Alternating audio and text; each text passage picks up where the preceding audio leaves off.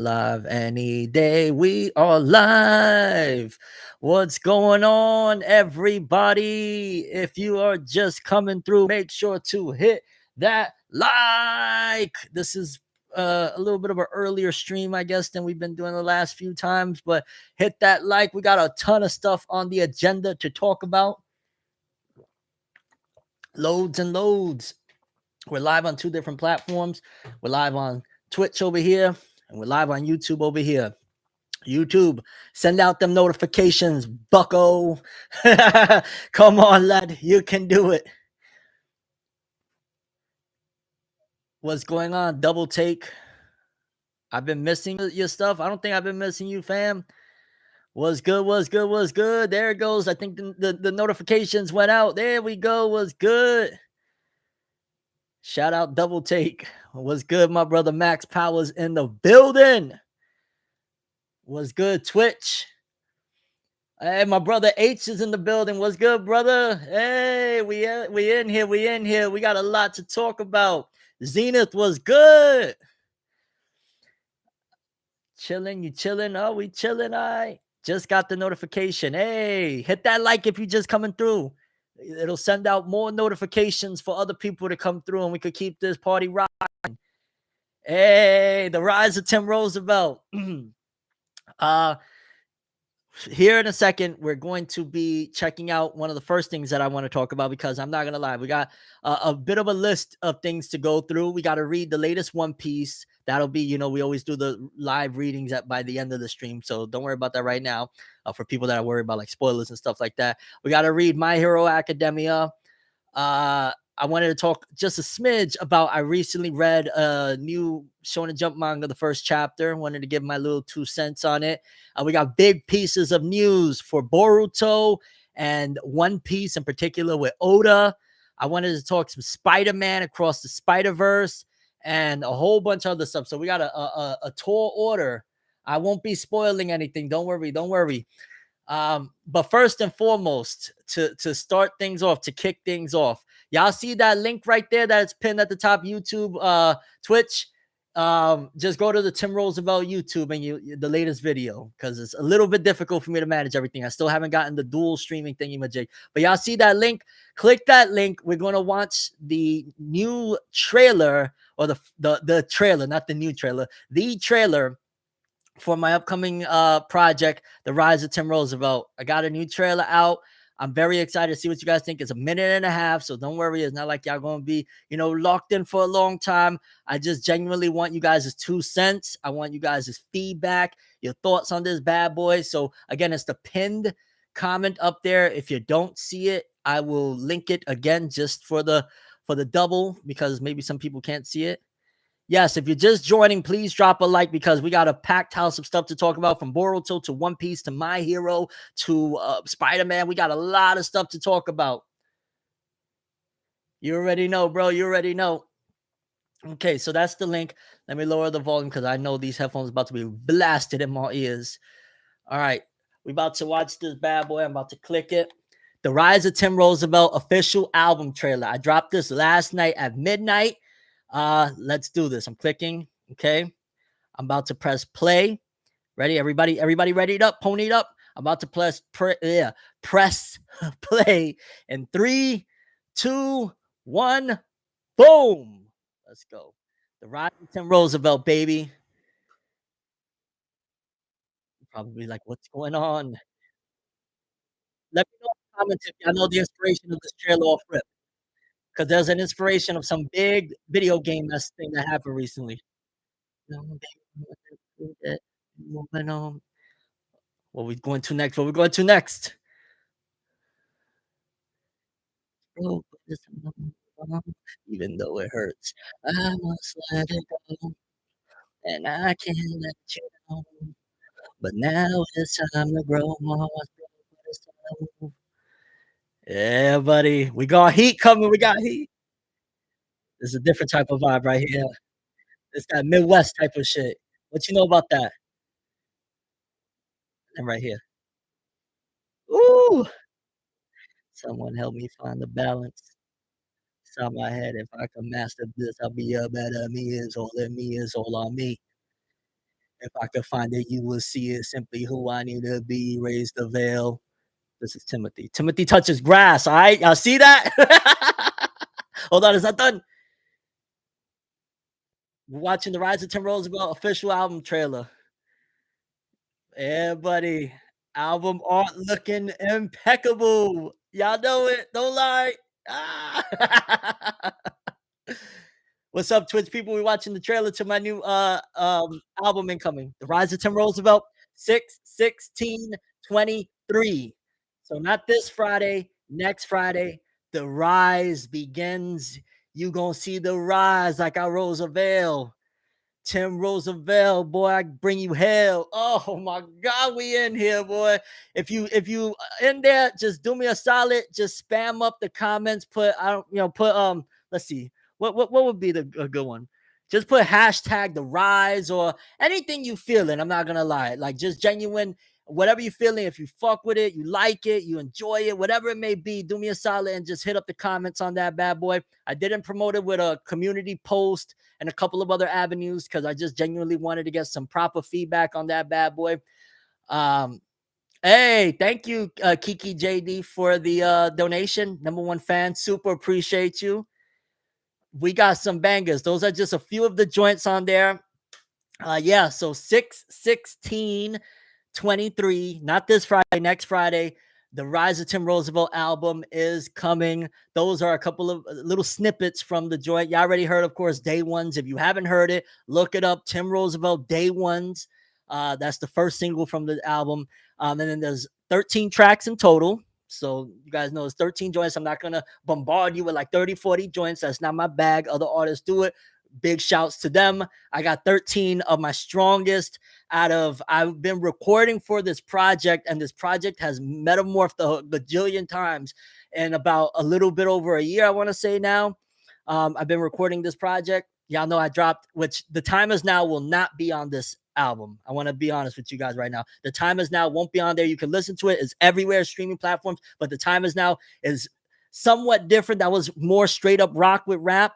This is more rap with rock elements all over it. This is and there's even a blend of other stuff. As you heard, there's this one joint called Mistakes.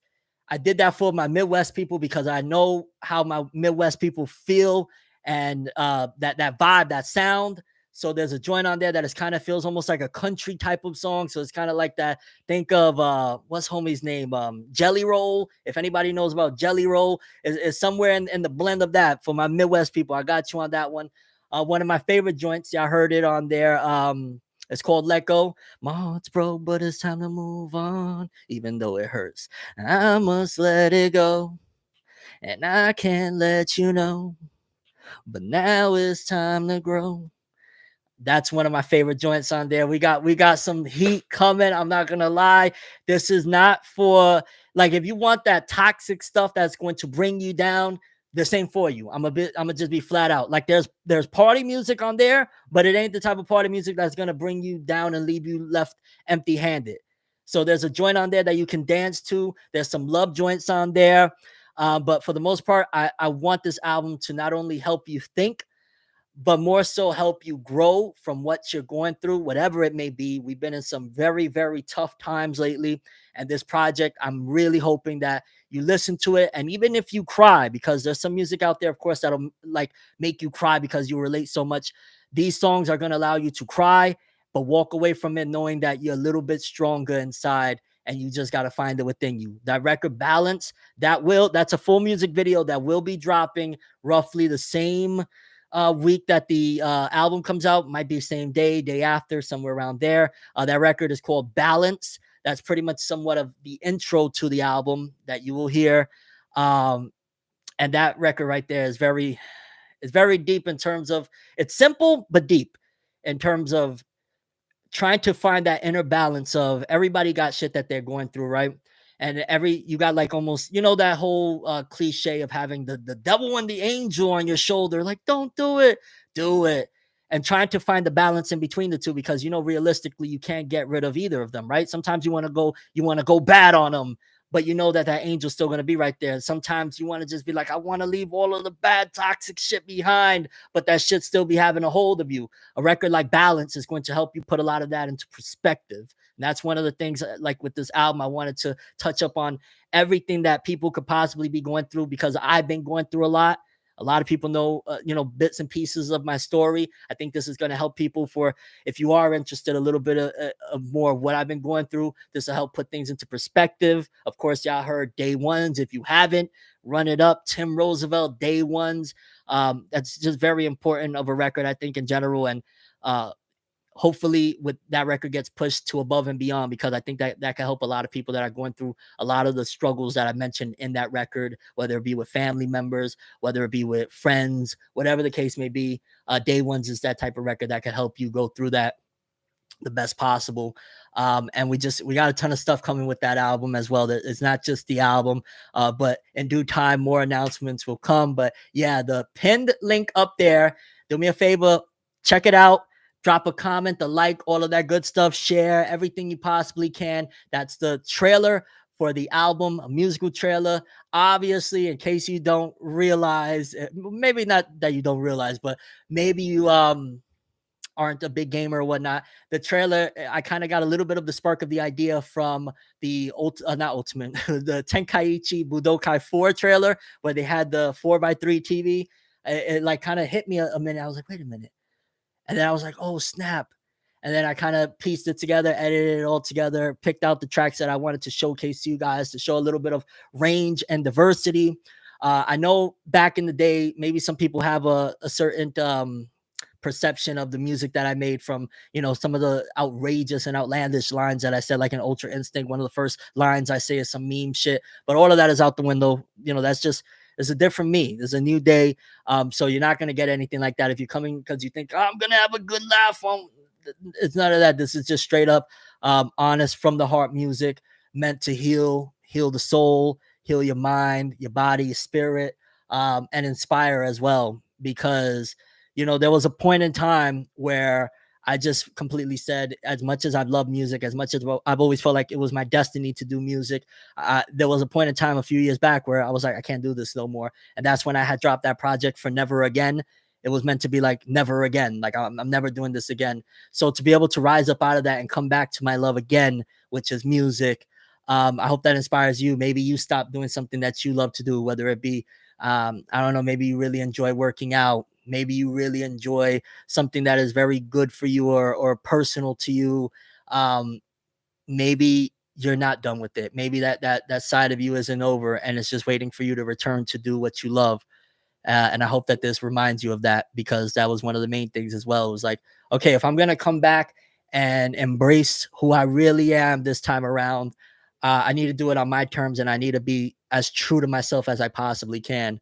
And I hope that inspires somebody out there to do the same, whatever it is. You're an author, you're an artist, you're a tech guy, you want to build your own website, you want to be a cook, whatever it may be. Your passion is still there, and you can still make it happen. We're going to make it happen.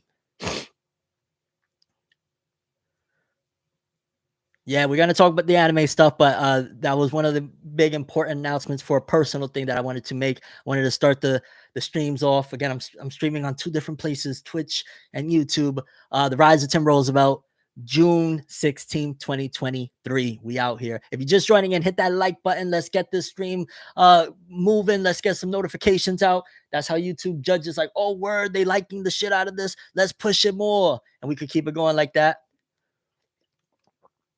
And thank you to everybody that's supporting and gonna support and all that jazz. The project that's incoming, because I've been working on this for a very long time, and this is the future for me, Tim Roosevelt.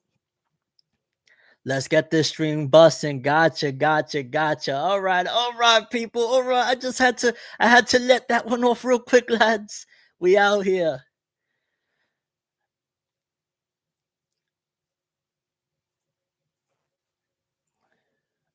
Yes, we're gonna talk about it. Okay, so where do y'all want to start with first? What do y'all want to start with first? Should I start off with the Boruto news? Matter of fact, let's poll it. Let's start off with a poll. And what's good to everybody over on Twitch? I'm streaming on YouTube as well.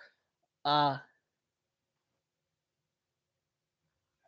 FYI, we don't hear you through the. Yeah, no, I know y'all don't hear me through the mic. I'm streaming in two different areas.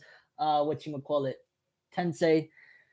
Eventually, it'll all be Twitch. Which shout outs to again something that may inspire you is not meant to rub anybody's nose or any type of thing like that. I recently got affiliated on Twitch. I got a Twitch affiliate. Or I accomplished becoming a Twitch affiliate. So that was really dope as well. That's something that I've been slowly working towards, doing exclusive Twitch streams. So if you want, go check out over there, Tim Roosevelt over on Twitch. We do some exclusive streams over there and it'd be really chill. I'm not going to lie. It'd be real chill. But big shout outs to that. Okay, but let's see. Which one do y'all want to start off with first? Which news first? We got Boruto or One Piece. Where do y'all want to start? We're going to test right now. We're going to see who's really watching. Is it the Boruto fandom or the One Piece fandom? Who's watching right now? Let's see. I see a lot of Boruto comments already, but let's see. Yeah, buddy. Follow the Tim Roosevelt Twitch. Oh, damn. Boruto is not playing immediately 87%. Jeez Louise. Where's One Piece at? One Piece, guys. Fight back. Fight back. Fight back. One Piece is trying to fight back. They trying to went from 80 to 73. Come on, One Piece. There's a Boruto crowd today. I think maybe it's because we're doing a little earlier one. If it might have been in the nighttime, One Piece might have come through with the stronghold. Be like, nah, fuck that shit, bro. We straw hat out right now, dog. Stop playing with me. But yeah, it looks like Boruto is well, One Piece is making a comeback. All right. 33% for One Piece, 67 for Boruto. Okay. Save One Piece for last. All right. Boruto been cleaning the clock anyway. And if you're just joining in, hit that like so we could get this bad boy started. But the big Boruto news. In case you don't know, even though the manga's been on break, they still have to collect the manga chapters of Boruto into volume form, right? Like that's still a thing because they're usually behind. Obviously, there'll be like 10 chapters that haven't been put in volume form, and then the chapters keep releasing, and then eventually they release a volume, so on and so forth. So with the latest volume of Boruto, honestly, I can't even remember which volume it is right now. And since my phone is doing Twitch, I'm not sure which. Wait, hold on. Do I have it here? I don't think I saved it on the PC. It's only on my phone. Okay, but with the latest volume of Boruto, whichever one that may be, they announced on the wraparound jacket because Japan has like this cool thing where they actually put like a little bit extra effort into the volume. They put like little wraparound promos. I like those promos. I'm not the biggest guy of like advertisements and stuff like that in terms of like, you know, unsolicited, like, yo, what you telling me about, I don't know, shoe shine in the middle of me, you know what I'm saying? But I fuck with having those a little wraparound jacket telling me what's next for the franchise, so on and so forth.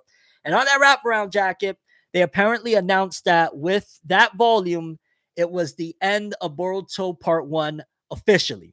So Boruto, because a lot of us have been under the, what you call it, impression that Boruto was going to have a little bit more of chapters before jumping straight into the time skip based on the way things ended. Also, there's been this massive rumor I reported on that Boruto was going to have another time skip and then another time, like there was going to be a little mini time skip and then another time skip. But we know for sure, it has been 100% confirmed with that volume that Boruto, plug in your phone so Twitch doesn't die.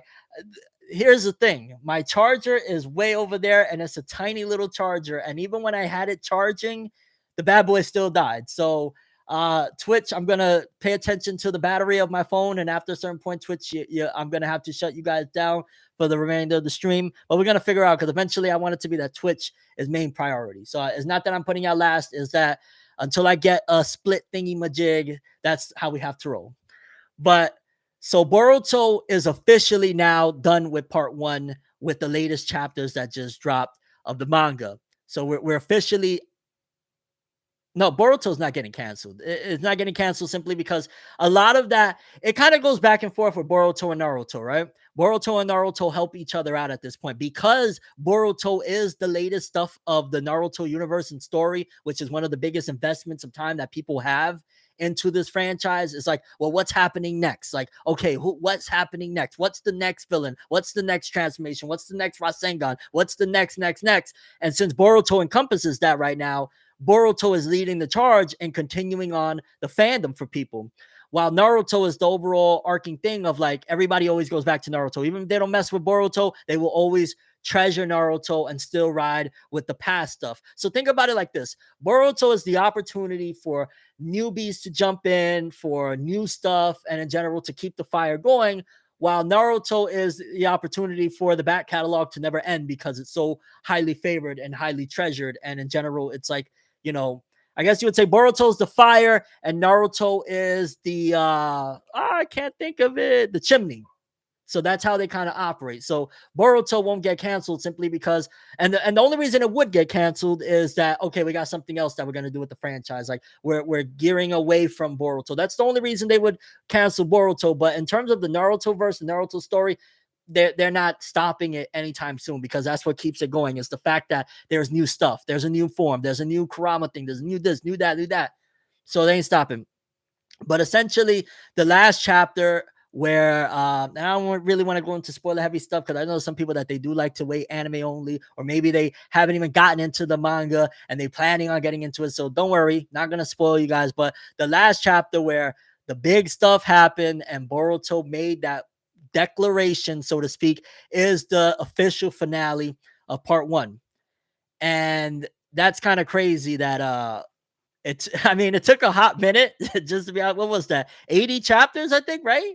Was it 80, 81 chapters, some shit like that? Which, if you make that equivalent to weekly chapters, I can't really know exactly what it is in terms of what Naruto did or whatnot, but it's a lot of chapters. And that's pretty much the ending of part one, meaning when Boruto returns in August, when Boruto manga comes back, it's going to be ideally with the time skip designs and all that stuff. So it's weird that they didn't market it like that from rip, and it's just like, hey, if you bought the volume in Japan, then now you know a little inkling of, oh, we're returning with the time skip designs. For weekly, it's 1.5 years. I've heard that they're making more filler for the anime. I don't know if that's confirmed because alongside those rumors came the rumors that we're getting another time skip, this and that. And if they're dividing it in like, okay, Boruto part one, and I don't know if they're going to do Boruto part one, part two, and part three. I doubt they're going to do that because Boruto, regardless of what, isn't the most successful thing. So I'm imagining they're going to want to just divide it into two halves, similar to Naruto Shippuden, and it's going to be Boruto, and whether it remains Boruto or Boruto Z, Boruto Shippuden, whatever they decide. Boruto Shippuden, now I think about it, would get a lot of people in because that Shippuden name would carry a lot of weight. So if they did decide to call it Boruto, what does Shippuden translate to? Wind Chronicles, something like that. If they decided to do that, I think it would actually help Boruto. Regardless, I think they should do that. But yeah, I don't know if we're gonna actually go that route. Simply because, again, the rumors that came with Boruto anime is getting more filler was that we're getting another time skip, a little mini time skip, and then another one. And granted, they could count that little time skip as a part of the second half or as an omake. Is that what they call it? A one shot basically in between things. And it's like it's not really part one or part two. So they could do that as well. It could be one big long chapter that is just not going and coinciding with the halves or whatever.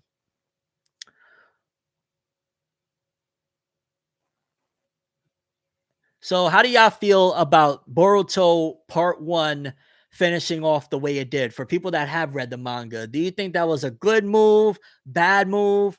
I'll tell you right now, for me personally, I think that this is the best move that they could have made. I think that they should have made this move a lot sooner, but we're here, and the last few chapters were freaking fantastic. So I ain't mad at it at all. And I think that this is the perfect opportunity to show, okay, look, everybody grown now. Let's change the tone of the show. Let's change the tone of the manga. Let's really cook it up. Solid ending for part one. God King Sosa said he loved it. I'm happy with it. It was perfecto. I love the ending of part one. Jared said decent. It's a good move, a strong finish. Definitely a strong finish. I think there's no doubt. Nobody could say that, oh, that was weak sauce. Like, you would be straight up capping to say that the ending of Boruto Part 1 is like, oh, that was terrible. That was bad. Like, unless you're on that whole thing of, oh, it was a Deus Ex Machina, then that's a different route we could go down in discussion. But In terms of like to say that that was boring or bad or anything like that, I don't think that would be the case. My guy Max Powers said, any complaints about it? I think the biggest complaint would be that it probably took quite a bit to get there. And I feel like it could have been done sooner. I don't want to say that it needed to be like, I don't know how sooner, but definitely it could have been done sooner because it honestly felt like this was supposed to happen, the time skip. And I'm going to stand on this one, regardless of how great and how much I really do appreciate and love where Boruto is at right now. I feel like after Ishiki, that was the plan initially. After Ishiki, we were going to go into the time skip and something in between that was going to happen. Maybe there was going to be 1 or 2 chapters after the fact of Kawaki. But the fact that we had about, what was it, like a year or 2 of these chapters that was just kind of like, yo, where's the story going? I can't ignore that. And I understand that maybe on a marathon, it might have been a little bit different, but it definitely felt like this could have happened a lot sooner. That's where my complaints or criticism would have been. It could have happened sooner. Um, it kind of feels a little bit now though of like a wild card personally, and maybe that's not really a complaint. That's more of a good thing. Of like, it feels like the story could go in so many different directions. Like we could easily pop back, and all jokes aside, I know this sounds funny as shit, and for people that's not following, this is just a prediction. This has not happened, but we could very well pop back and Kawaki is the Hokage of Konoha. And I know some of y'all are like, huh? Well, first of all, let's not forget the fact that Gaara was the Kazekage of the Sand Village, and he was what in beginning of Shippuden. So it's not like an age thing where like, oh, like he has the age. Also, the fact of, again, without getting into spoilers, his newfound lineage of who he is appearing to be to everybody in Konoha, that would give him even more of a right. Maybe they might look at it as like, yo, dog, he's so and so, and on top of that, he's powerful as hell. And on top of that, he has a vendetta to take out the wicked so-and-so that did so-and-so to so-and-so. And if you're following the manga, you got to be following what I'm trying to say here. So there's a possibility, all jokes aside, for people that's not even reading this, we could have a new Hokage after Naruto. And if you don't even know what Boruto is or what's going on, you may have just seen the kid with the yellow and black hair. He might be the Hokage of Boruto when the time skip happens. Now, I got to ask you guys, how do you feel about Hokage Kawaki? How would you feel about that? I appreciate all the transformation going back to the root. Dragon Ball needs to do transformation like that again.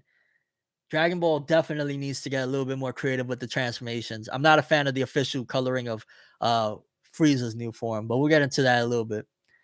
The buildup was a huge drag, but I think it was also smart because I'd rather wait a long time for the time skip than have them rush into it and it be trash. True, but Boruto was not trash at the end. Like when they had Ukyo Kodachi writing it, I'm gonna stand on it to the ends of Earth. Like everybody that actually just recently got into Boruto in the last 2 years, you got into it. Chances are because of Ukyo Kodachi's writing that got us up to there. They only took Ukyo Kodachi off of the Boruto manga right after he got us to Baryon mode. It was Baryon mode, and then, oh, yeah, we got him out of here. And there's this unofficial, it may be true, it may be a lie announcement that Kishimoto's writing it right now. But Ukyo Kodachi did all the heavy lifting to get us here. Let's be very clear about that. We got to put some respect on my guy's name. I understand apparently he was a huge asshole to work with over there in Japan, and he was kind of rude.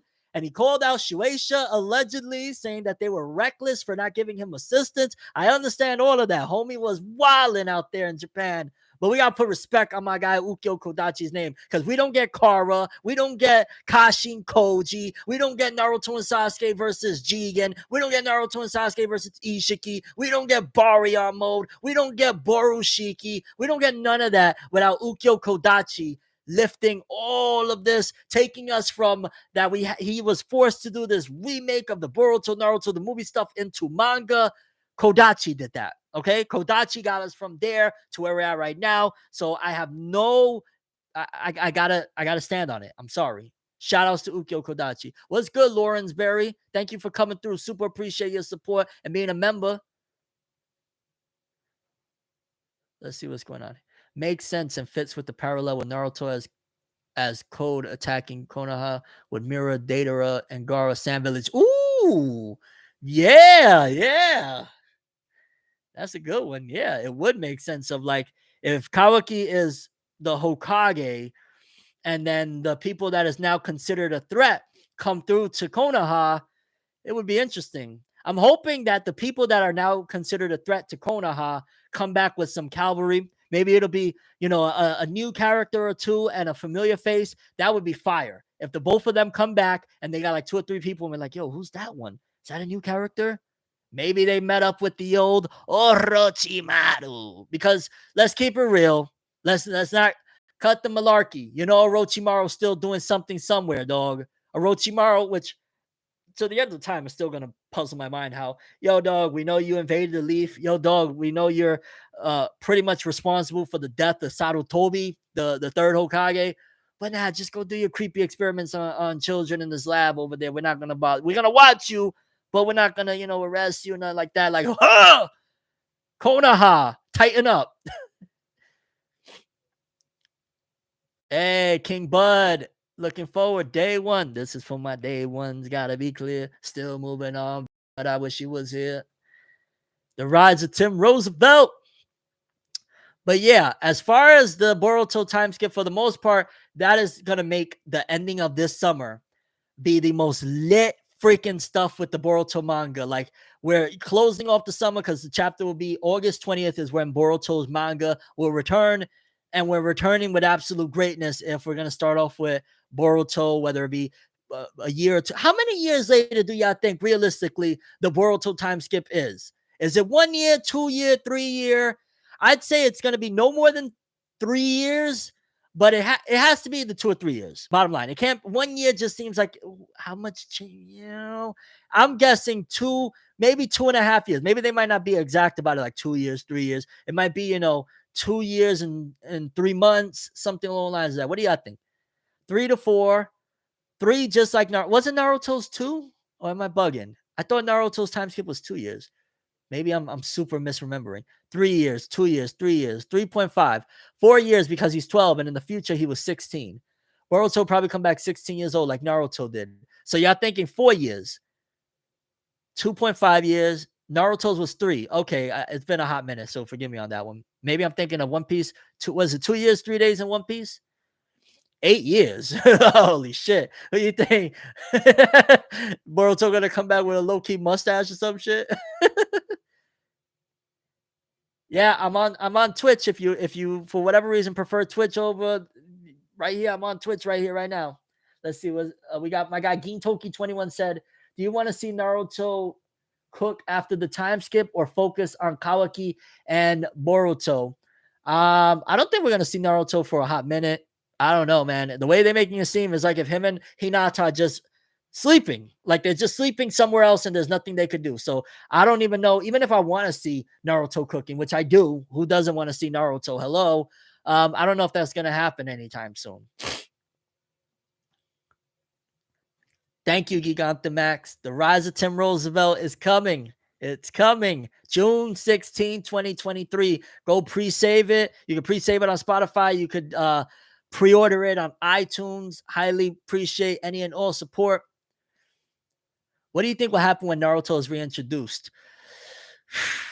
It depends, because if they're keeping Naruto, and that's a good question. My guy Max with the greatest freaking questions of all time. Give a little clap to my guy Max Powers. Max Powers Webtoons. If you want a black superhero kicking major tail, go check out Max Powers. Max Powers comic. But when Naruto returns, it's if he's on the same mindset, then can we really expect anything different other than hold me, Kawaki, hold me? Like, like you gotta imagine that he's just gonna come through with the same type of trying talk no jutsu. Unless he comes to with like, wait a minute, like I guess it depends on okay, like let me set up a scenario. Naruto returns, he sees that the leaf is on fire, destroyed. Kawaki did all of this. At that point, you got to ask yourself, can Naruto flip and can Naruto move past that whole thing that he did of even forgiving Nagato, forgiving Obito for all the atrocities that they did, taking people that he loves? That's the question you got to ask. Will Naruto, do you call it submit? I was gonna say, will Naruto submit to that pressure and that mindset? Because if Naruto comes out of that and sees all this and thinks, damn, I could have stopped him. Damn, I brought this basically atomic bomb to the middle of my village. I did this. Then, he might actually feel like this is my fault and I got to take care of this. He might try to pull a Rokudo Mukuro, shout outs to him, Mary Born, just jumping through the motherfucking window trying to finish it. I don't know. Because at the same time, when Naruto returns, considering he doesn't have Kurama and if he hasn't trained at all or anything like that, and Boruto and Kawaki were already progressively surpassing them by the time Naruto gets back, can he even do anything to Kawaki? Other than trying some Fox Baryon mode type of Vegeta on Majin Buu, explode yourself type of shit. What could Naruto even do to this kid upon returning if he's so weakened? He doesn't have the Sage of Six Paths, Troop Secret Orbs or nothing like that. He's just running on like his Sage mode. And don't get me wrong, Naruto's still a very formidable foe. He fought Pain with Sage mode, right? And he's only gotten ideally stronger in terms of his own capabilities since then. But I don't know. Kawaki might slap Naruto away though. Naruto might have to try some shit like, yo, give me a hug, and then say, I'm sorry, I gotta end this right here, and try and pull a Vegeta, when he sacrificed himself with some shit, and then that's not gonna work. And Kawaki's gonna be like, oh damn, that was my one like, yo, because if let's just say something like that happened, right? Naruto tried to sacrifice himself to stop Kawaki because this is his last chance. Kawaki done blew up the village, all sorts of shit. Then at that point, Kawaki really has no chill or nothing no more. Kawaki don't care after that point because his whole reason for living, breathing, taking a dump is the seventh, protecting the seventh. If there's no seventh to protect, then who does he become?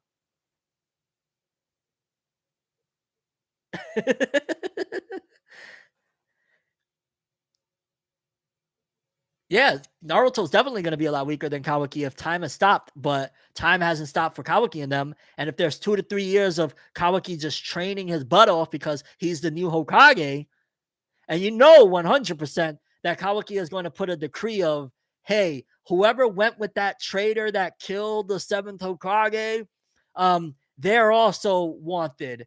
They're a wanted man. They're a deserter and a traitor to the village. They must have been responsible because he's been jealous of Naruto all this time. So more than likely, the other homeboy, again, I'm trying to be as spoiler free as I possibly can. Some people might want to read this stuff. All right. But there might be a bounty on his head as well. He might be in the bingo book right alongside homeboy. Especially if Kawaki is the leader, he's manipulating this whole situation to begin with. Yo, that's the funny thing. You bringing up which plot parallel do you think Amado plays into this? The problem that I'm even seeing right now is, have you noticed in all the discussions that have been going on about Boruto over the last 2 to 3, maybe even 4 months, nobody's talking about Amado again? We almost I be deep into this shit. I even be forgetting about Amado's existence. They played this guy so freaking well that the fandom even be like, oh shit, I forgot he's been kind of manipulating this whole situation to begin with. That is some clever writing to be able to have this guy, because he's been like the Orochimaru pretty much of things. Now, granted, he might have better intentions than Orochimaru did back then, attacking the village and shit like that. Or he could be the exact opposite, but he's pretty much been like the Orochimaru of things. It'd be crazy if time skip starts and the first thing is Kawaki kills Amado right then and there or some shit. What's good, Stevie Miller? I know it's out there. Maybe if Kurama remanifests, Boruto will have to find him and refriend him and become a Jinchuriki, and that was unlock that form that Kishimoto drew forever ago. What form that Kishimoto drew? But I ideally want that if Kurama if they decide to keep the lore intact of the not Jinchuriki, the tail beast reincarnating, I don't want him to be sealed up anymore. Like, why do we, the whole thing is that they wanted to be free to roam the world. Why are we going to encage our guy again? You know what I'm saying? It'd be dope if maybe there's a way that he could be on like Himawari's shoulder and pass off his chakra to her via just being on her shoulder, some shit like that. I'd like that. I don't want him to be caged in. Like, why we want to cage him up? That was one of the things why he was such an evil and vicious creature for a long ass time, even more so than him being like a calamity or whatever. Yo, dog, I want to roam free. Why are you going to put me in a cage? So no, I don't want him to be a Jinchuriki combo with Boruto. Other than maybe, like think Ash with Pikachu on his shoulder, except Ash can actually use electric shocks or some shit like that. That would be fire. And again, I ideally would like it to be with Himawari. I think that that's rightfully so. Boruto already has a very hacked power that has advanced immensely and will probably continue to advance with new techniques and capabilities, and that's Karma. He don't need Kurama. Kurama was the last generation, and also you know how they always do the parallels of fathers and daughters and how the attachment and whatnot. If anything, it would be the little girl that, wow, my parents are gone. This is the only thing I have to remember. My pops is this little pet fox that used to be in him. Boom.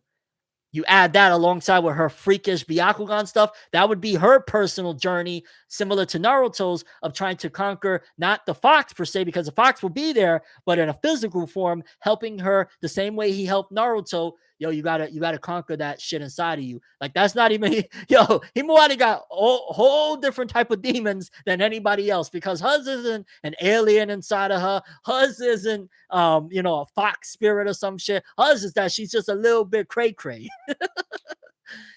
She's just a little bit cray cray, and having Kurama on her shoulder to be like, "Yo, your father went through some serious shit too. Let me help you." That would be dope. Not to mention, Damon said he senses immense power on her. Facts, facts on facts. Spins cat back. Go Kurama, beat you bomb. Hey, that would be fire. You know how many people would love that? I would love that. Honestly, I'm going to continue to say that I think in this new gen, they've taken some of the, ideas in terms of like Dragon Ball Z. They went different directions, but with this new gen, it would be more like Himawari would be Gohan to me. I'm going to continue to stand on that. The whole thing of freaking out, that inner strength that when she freaks out and bugs out, it comes out and she starts lashing out on a crazy level. That's Gohan. Boruto is a different type of animal. Boruto is literally the other route that Dragon Ball GT didn't go down. Or Dragon Ball Z, I'm sorry. Who will beat Damon? I don't know, because I think Damon is going to be simping heavy over Himawari. After the time skip, especially, they're going to probably age her up by the 3 years and make her, both of them are going to be older. Probably he's going to be simping over her. And it could go down a route of her being like, yo, dweeb, you think I give a shit about you right now, dog? I'm a Hyuga. I don't care about your little dumbass. So he might actually try to attack her now I think about it. I was going to say that he was going to simp so hard and not fight, but he's a little loony too. Well, shit, they might be a Looney Tune match made in heaven because Damon is a little nuts. Himawari's a little nuts. So I don't know. Forever for never, let's go. What's good, Raw Sharpness? I think Boruto is the reincarnation of the god Otsutsuki. That would be interesting. Did you miss the news? Okay, Joseph wanted to know, did he miss the news? For starters, for people that are just joining in, if you would hit that like, takes a second. It really helps out the stream immensely. It helps to spread it and all that good stuff. Super appreciate anybody that's coming through. The Boruto news, the big deal is that in the latest wraparound jacket of the Boruto manga, it's been confirmed that Boruto with the last chapter was officially the end of part 1. We didn't have confirmation on that. There's been heavy rumors about what the fate of the Boruto manga would be moving forward. That was the big confirmation that we got, that now we know ideally we should be starting with the next chapter with Boruto older. Because if that's the end of part 1, unless they're going to do like a flashback arc, unless they're going to do something in that vein, or unless they're going to do like a mini in between, because there is the possibility that we could return to the Boruto manga and it have nothing to do with where we left off at. Let me explain. In the middle of Naruto and Naruto Shippuden in the manga, mind you, the Naruto manga is all Naruto. There is no Shippuden label in the manga. That's an anime only thing. But in between the time Naruto leaves with Jiraiya and returns to the leaf for the Shippuden part, there is one chapter in there that has nothing to do with them, and that is the Obito flashback chapter, the boy on the battlefield. That the anime doesn't show that until way, I think, like in the Pain arc or something. The anime, for whatever reason, decided to switch the sequence of events of when that was supposed to happen. But that chapter right there happens in between things. So if we've been, paralleling to a certain degree OG Naruto, then we very well could go into a chapter about like Shibai Otsutsuki, or about maybe they could finally bring Tonetti into the manga's canon, or I don't know, Kaguya doing some wild shit on the moon. Like we could have a whole different thing other than what's been going on, or it could just be focused on one character, or it could be on one of the next gen characters or a new like they could do so many different things, and we might not even start with the time skip per se on that chapter. It might be like a one off, the same way the Obito story was. And mind you, because again, a lot of us was like anime guys. Yeah, we read the manga, but we didn't really pay much attention. Kishimoto screamed at all of us in the middle of Naruto and Naruto Shippuden with that chapter. Hey guys, I know y'all about to go for years and years and years theorizing on who's going to be the final villain, but I'm telling you right now, before the Shippuden starts, the final villain is this guy that got crushed by a rock. That's the guy that shows up with the orange mask, him. So he gave us the whole blueprint right there. We were just too oblivious and thinking of Izuno, Uchiha, and all these other motherfucking Madara and stuff. But he told us off rip, this is the guy. So keep your eyes peeled. Whatever chapter we get next might be big foreshadowing for endgame stuff in the Boruto manga. Just keep your eyes peeled. If we've been mirroring Naruto up until this point with Boruto, there's a high probability that we could get whatever chapters come next is going to be a big determining factor of down the road the Boruto story. The Kakashi Gaiden manga, yes. The Minato Gaiden is going to be like Kakashi Gaiden. Yo, I didn't even think of that as facts. That could be because the Minato manga that won the one shot. Oh my god! Imagine Minato is like the final villain or some shit. I don't know how I'd feel about that. Holy shit! Or it could be a villain that Minato fought in the past. Like maybe Minato already faced Shibai Otsuki.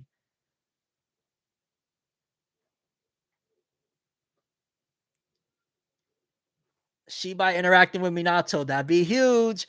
Maybe Shibai was one of the people that helped Minato learn the Rasengan. That would be huge, and it would tie into the Naruto lore. Yo, what's good, Master Weeb? Yo, how's it going, dog? Thank you for the free content you provide, my guy. Thank you for joining and showing up. Super appreciate you being here, bro. Thank you. Minato's former teammate is the final villain. That'd be cray. I mean, look at it. Yo, shout outs to Brandon for bringing that point up, because I already had said, like Kakashi Gaiden was in the middle. If we get Minato in June or July, Boruto manga returns in August, that might be what they're going for.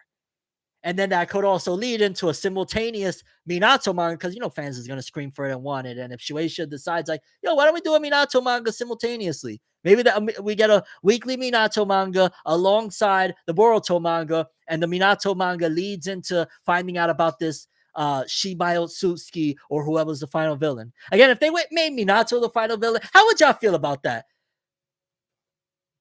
How would y'all feel about Minato being the final villain? I don't like it, to be honest with you, but you never freaking know. We didn't, you know what I'm saying? Look, Obito was the final villain. How would y'all feel about Minato turning out to be the final villain all along? He's there smiling in Naruto's face at the end of the war arc, like, yeah, bitch ass motherfucker, I'm the final villain. You don't see it happen, honestly. Me neither, but you never know. That would be crazy because he came back twice in Naruto. Minato being the final villain would be terrible, I'm not gonna lie.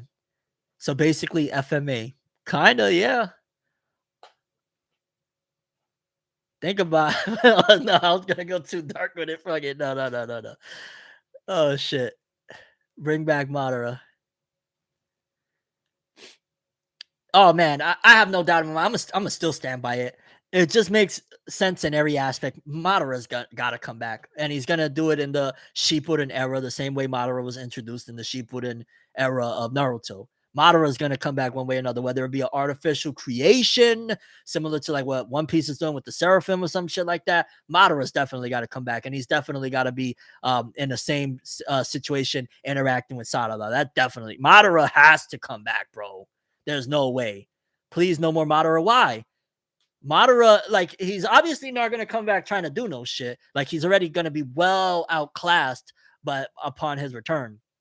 I think he would come back at this point, considering, you know, Hashirama and them gave him a whooping the last time he was alive. He would probably come back and be like, all right, let me just train this little Uchiha girl. She's the future of the Uchiha. I did wrong by, perversing and destroying the mind of that Obito kid. Let me help her learn how to drop some meteors. Come on, y'all don't want to see Madara teaching Sarada how to drop meteors on motherfuckers. Come on, think. Itachi coming back.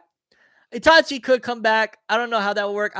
I feel like it's more of a higher probability of Madara returning than Itachi, if I'm being honest. And I might be totally wrong on that, but I feel like it's more probable. I mean, there's a big possibility both could come back, especially if Kishimoto is really knee-deep invested in this thing. If you don't know about Kishimoto, the one thing you should know is Mans loves him some Uchiha. Mans loves the Uchiha to death. That's why he does that little spring one-shot thingy-majig, the Sarada Gaiden. Oh, it's about some dude that was obsessed with the Uchiha eyeballs. You know what I'm saying? That he wanted to recreate the Akatsuki, Shin Uchiha. So if I know Kishimoto like I think I do, if he is heavily involved in the next part of this Boruto story, we are getting more Uchiha. Madara's going to return at some given point, probably not as a villain. We might even see Itachi once more. It's in Kishimoto's DNA. He loves him some Uchiha. Leave Madara dead? What about clone Madara? What about a Kashin Koji situation? How would you feel about that? I love the Hyuga. Shout out to the Hyuga. Hinata for the win. Hanabi's dope. Kishimoto's a fraud. Really? we doing that right here? Don't worry, One Piece fans. We're going to get to it soon. We're going to get to it shortly. Young clone of Madara would be a money printer. Oh my God, please, bro. And make him be a staple. Make him be one of the next gen shinobi, dog. Do you know how crazy that would be? Madara having his own little team and Konoha, some crazy shit. That would be a money printer. That would be just everything, bro. The Madara that we missed out on because we only got him well after he was dead and, jaded to the world and shit like that. Madara coming back on some next level. Like, imagine a freaking 12-year-old Madara trying to drop meteors or some shit on some next. Oh, God. Come on, bro. I'm sorry. I'm going to stand my guy Madara. This is the same dude that fought an entire war against the Shinobi Alliance and Tail Beasts with no eyes. Mans was only using his third eye to fight this war, and he still kicked Major Tail. And it was only that they had to cheat and use the White Rabbit Goddess to come out of freaking Kishimoto's ass at the last hour. And then, oh yeah, now Madara goes down. Kishimoto even admitted it. I covered this many years ago. Kishimoto admitted he had no idea how he was going to stop Madara. And that was the best thing that he came up with, obviously. He admitted he didn't know how he was going to stop him because he made him too freaking strong. That's the one. I don't want to say the only reason because I think money and setting things up for Boruto to have villains, obviously how the Otsutsuki have been a big factor for Boruto. But one of the major reasons why this White Rabbit Goddess comes out of Madara's freaking back at the 9th hour was Kishimoto just didn't know how to stop him. He made too much of a freaking beastly god tier character. And he was like, fuck, just the white woman's going to stop him. Send in the snow bunny. Oh, shit. That's how you take down our gods. Send in the snow bunnies, bro.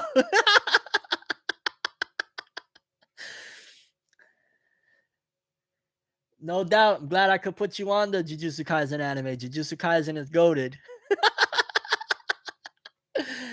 Oh, snap.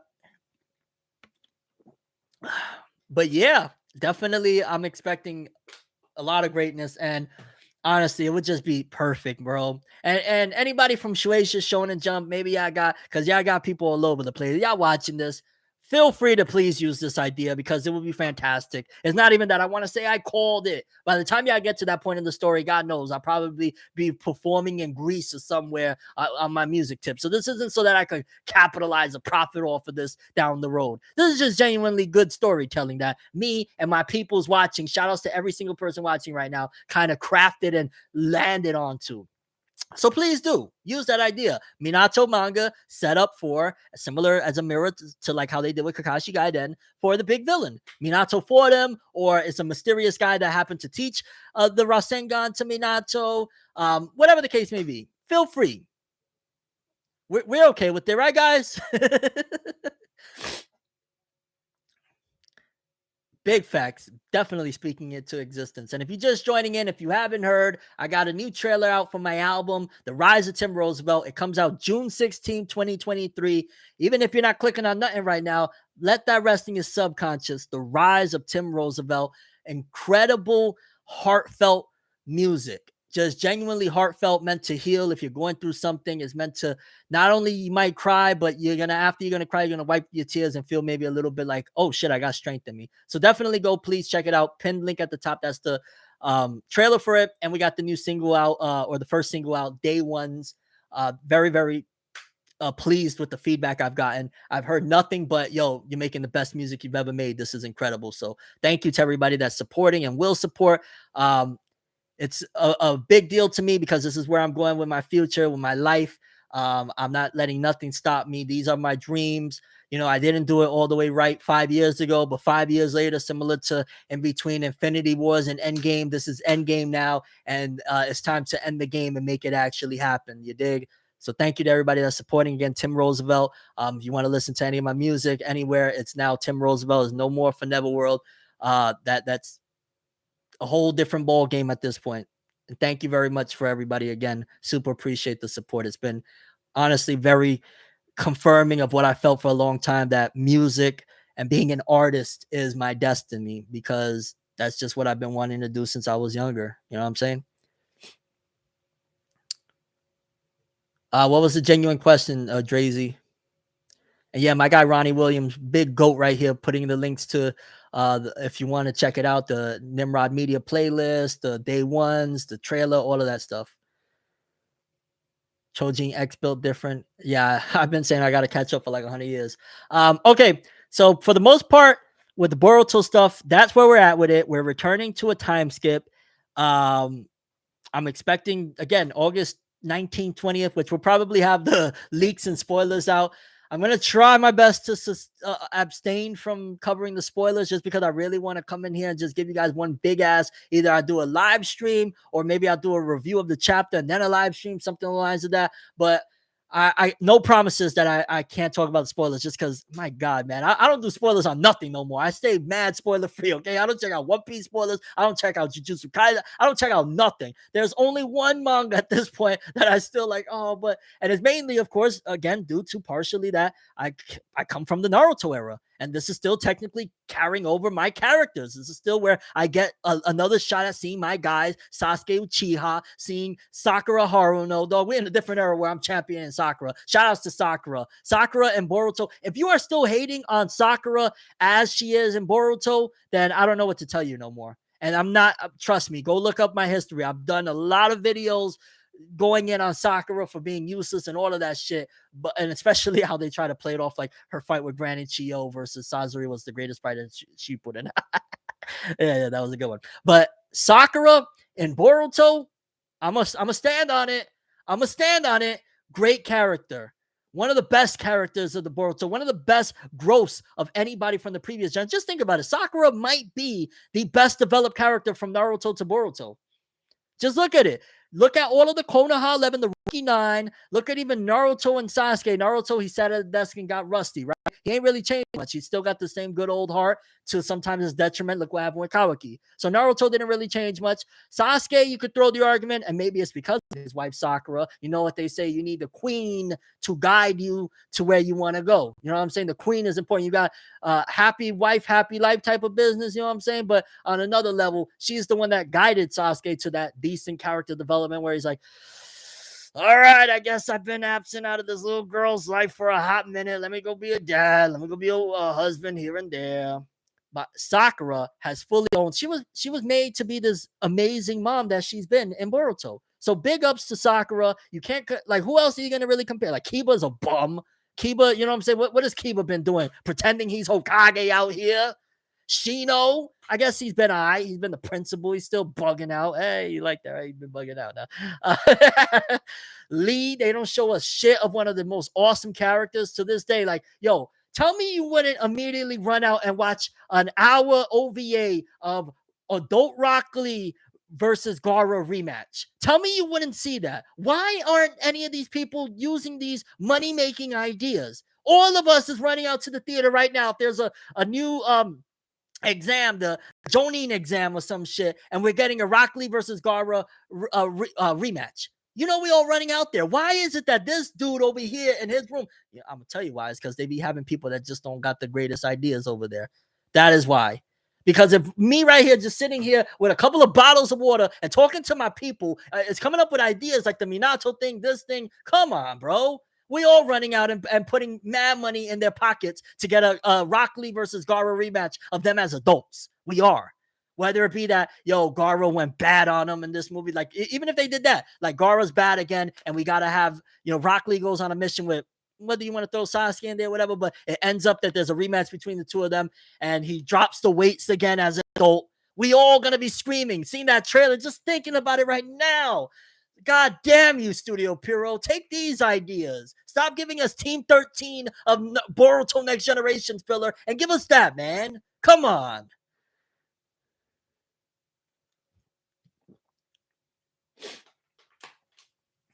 Rock Lee versus Gara rematch. That, you know what I'm saying? Have Neji return via some Edo Tensei for this shit. It don't gotta even be canon. And get the Neji battles that we didn't get to see, dog.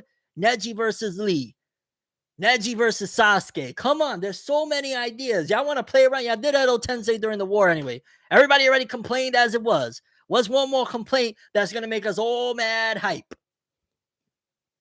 You know what I'm saying?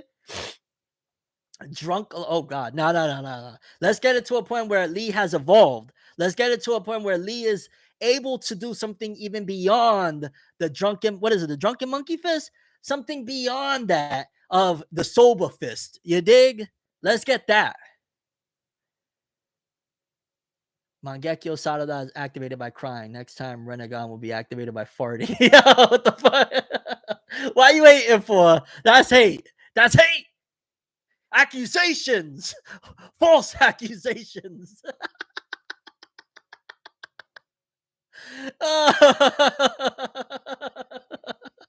Shout out to the boss, Rick Ross.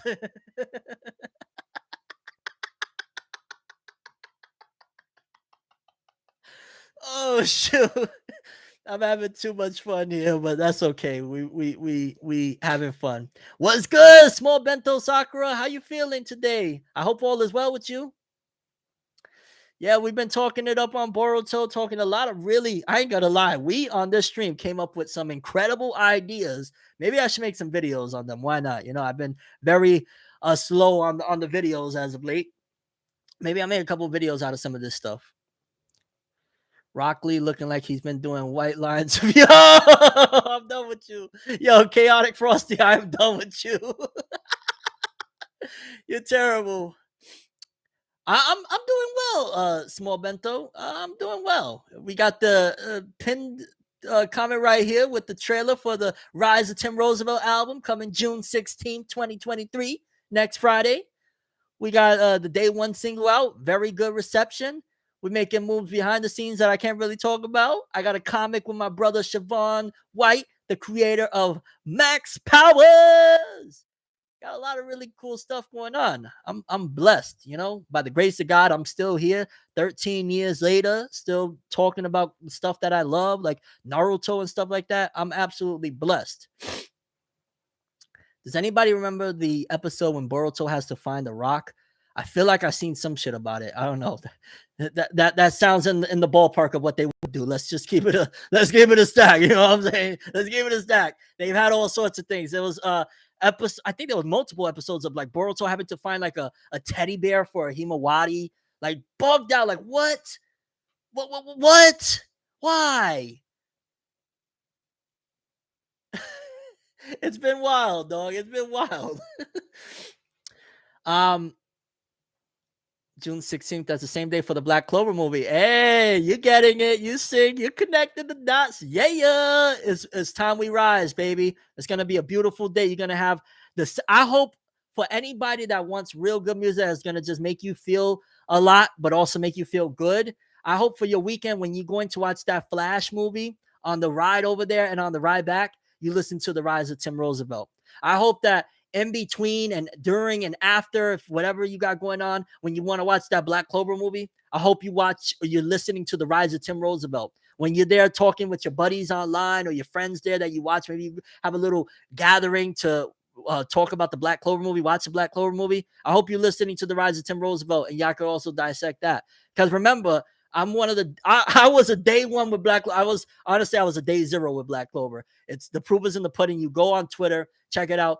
When there was a one shot of Black Clover, when Yuki Tabata returned to Shonen Jump after getting canceled from Hungry Joker, I was saying, oh my God, I can't wait for this. So I was a day zero of the Black Clover manga. Okay.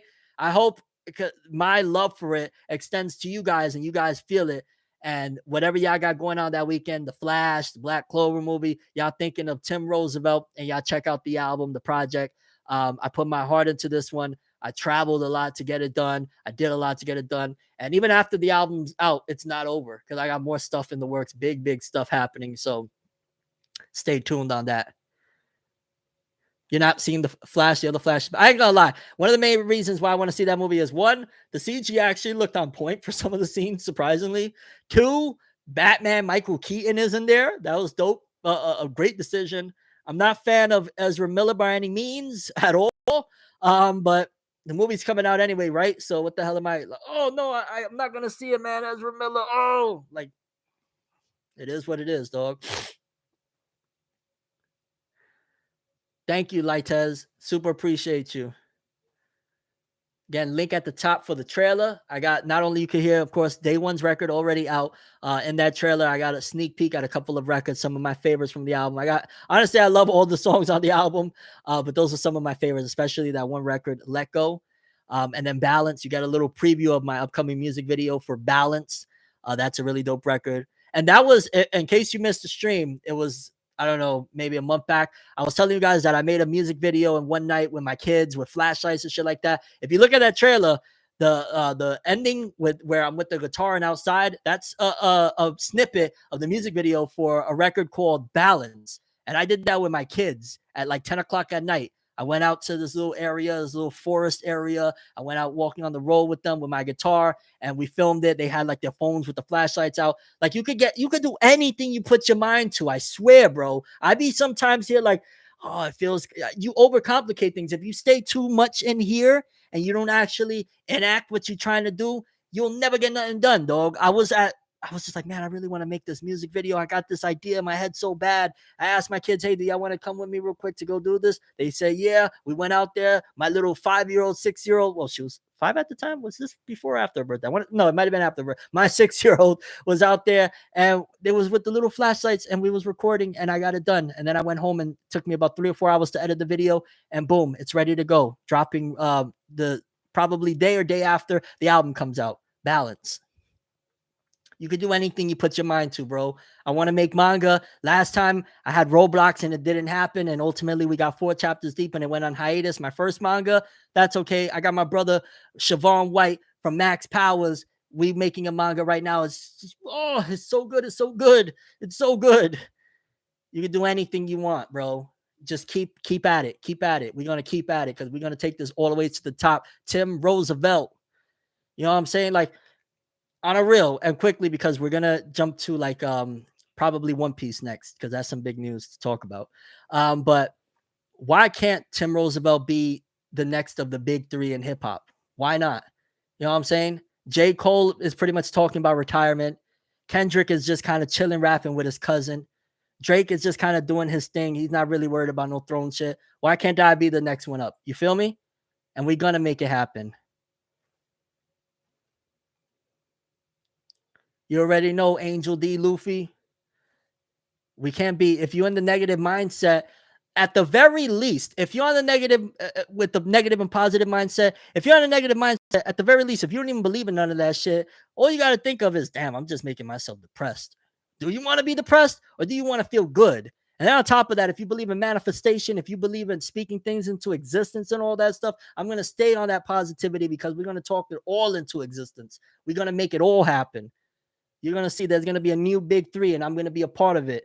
And then down that road, we're going to do our thing too.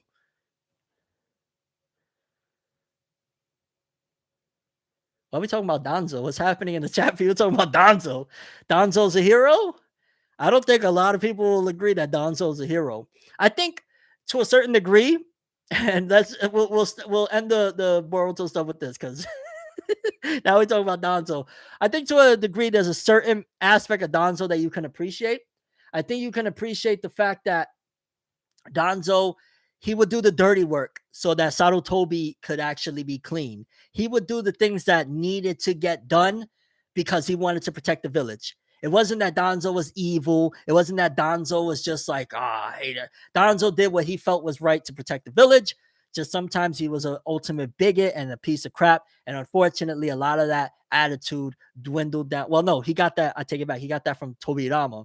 Tobirama had that bigotry nonsense as well with the Uchiha and shit like that. But again, you can, I guess, admire one aspect of it is that Danzo was on some by any means necessary.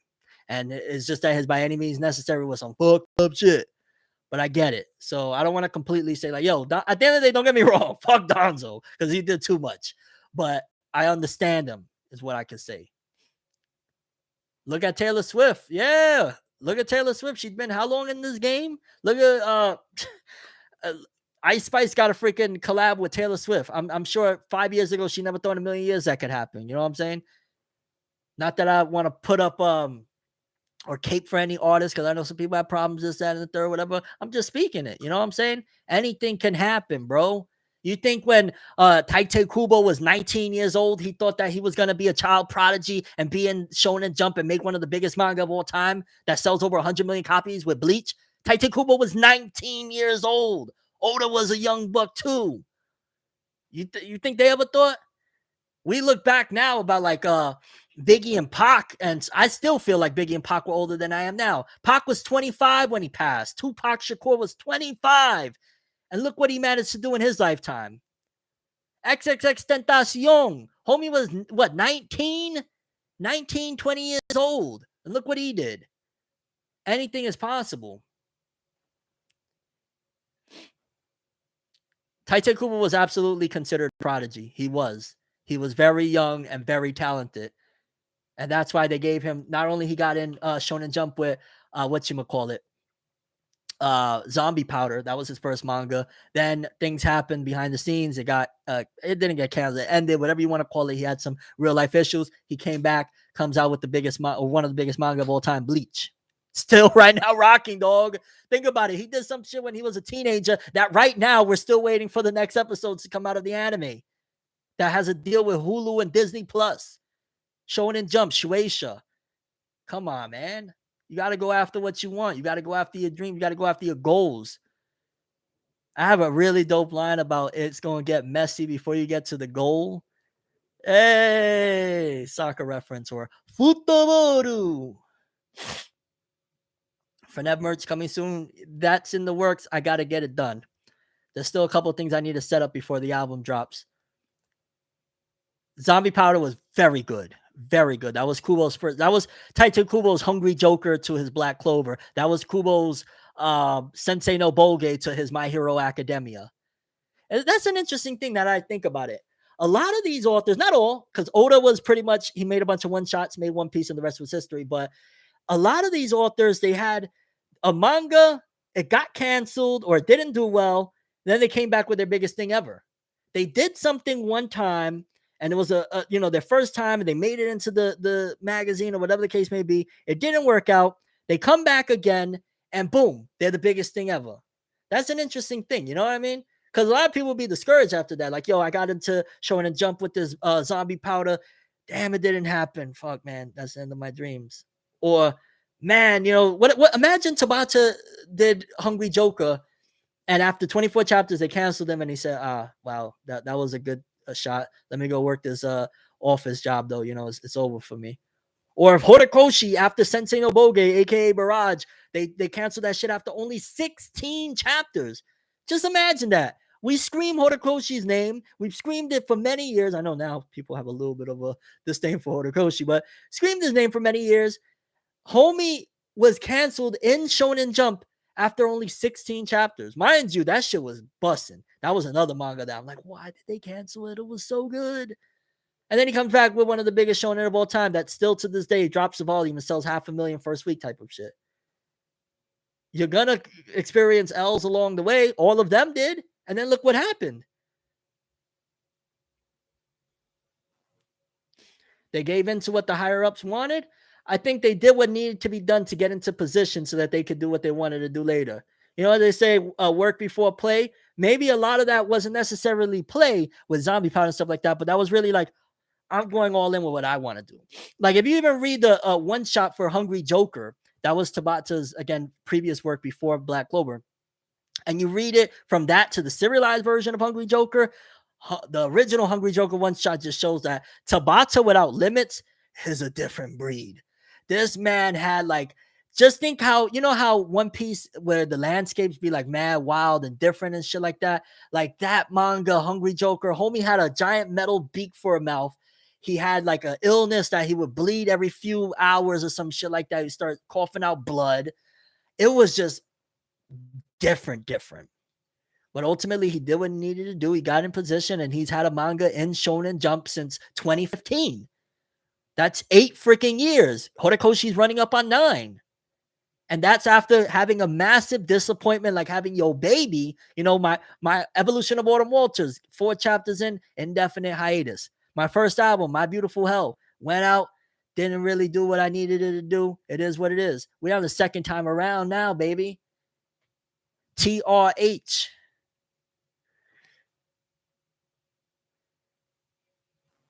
Tabata should not have come back. Yo, Drazy, you are very, very negative. I'm not going to lie, lads. Don't be surprised if my guy Max comes and snipes you. No. Come on, lad. Cheer up, mate. Any new story time videos? Probably not for today because we got a laundry list of stuff to talk about.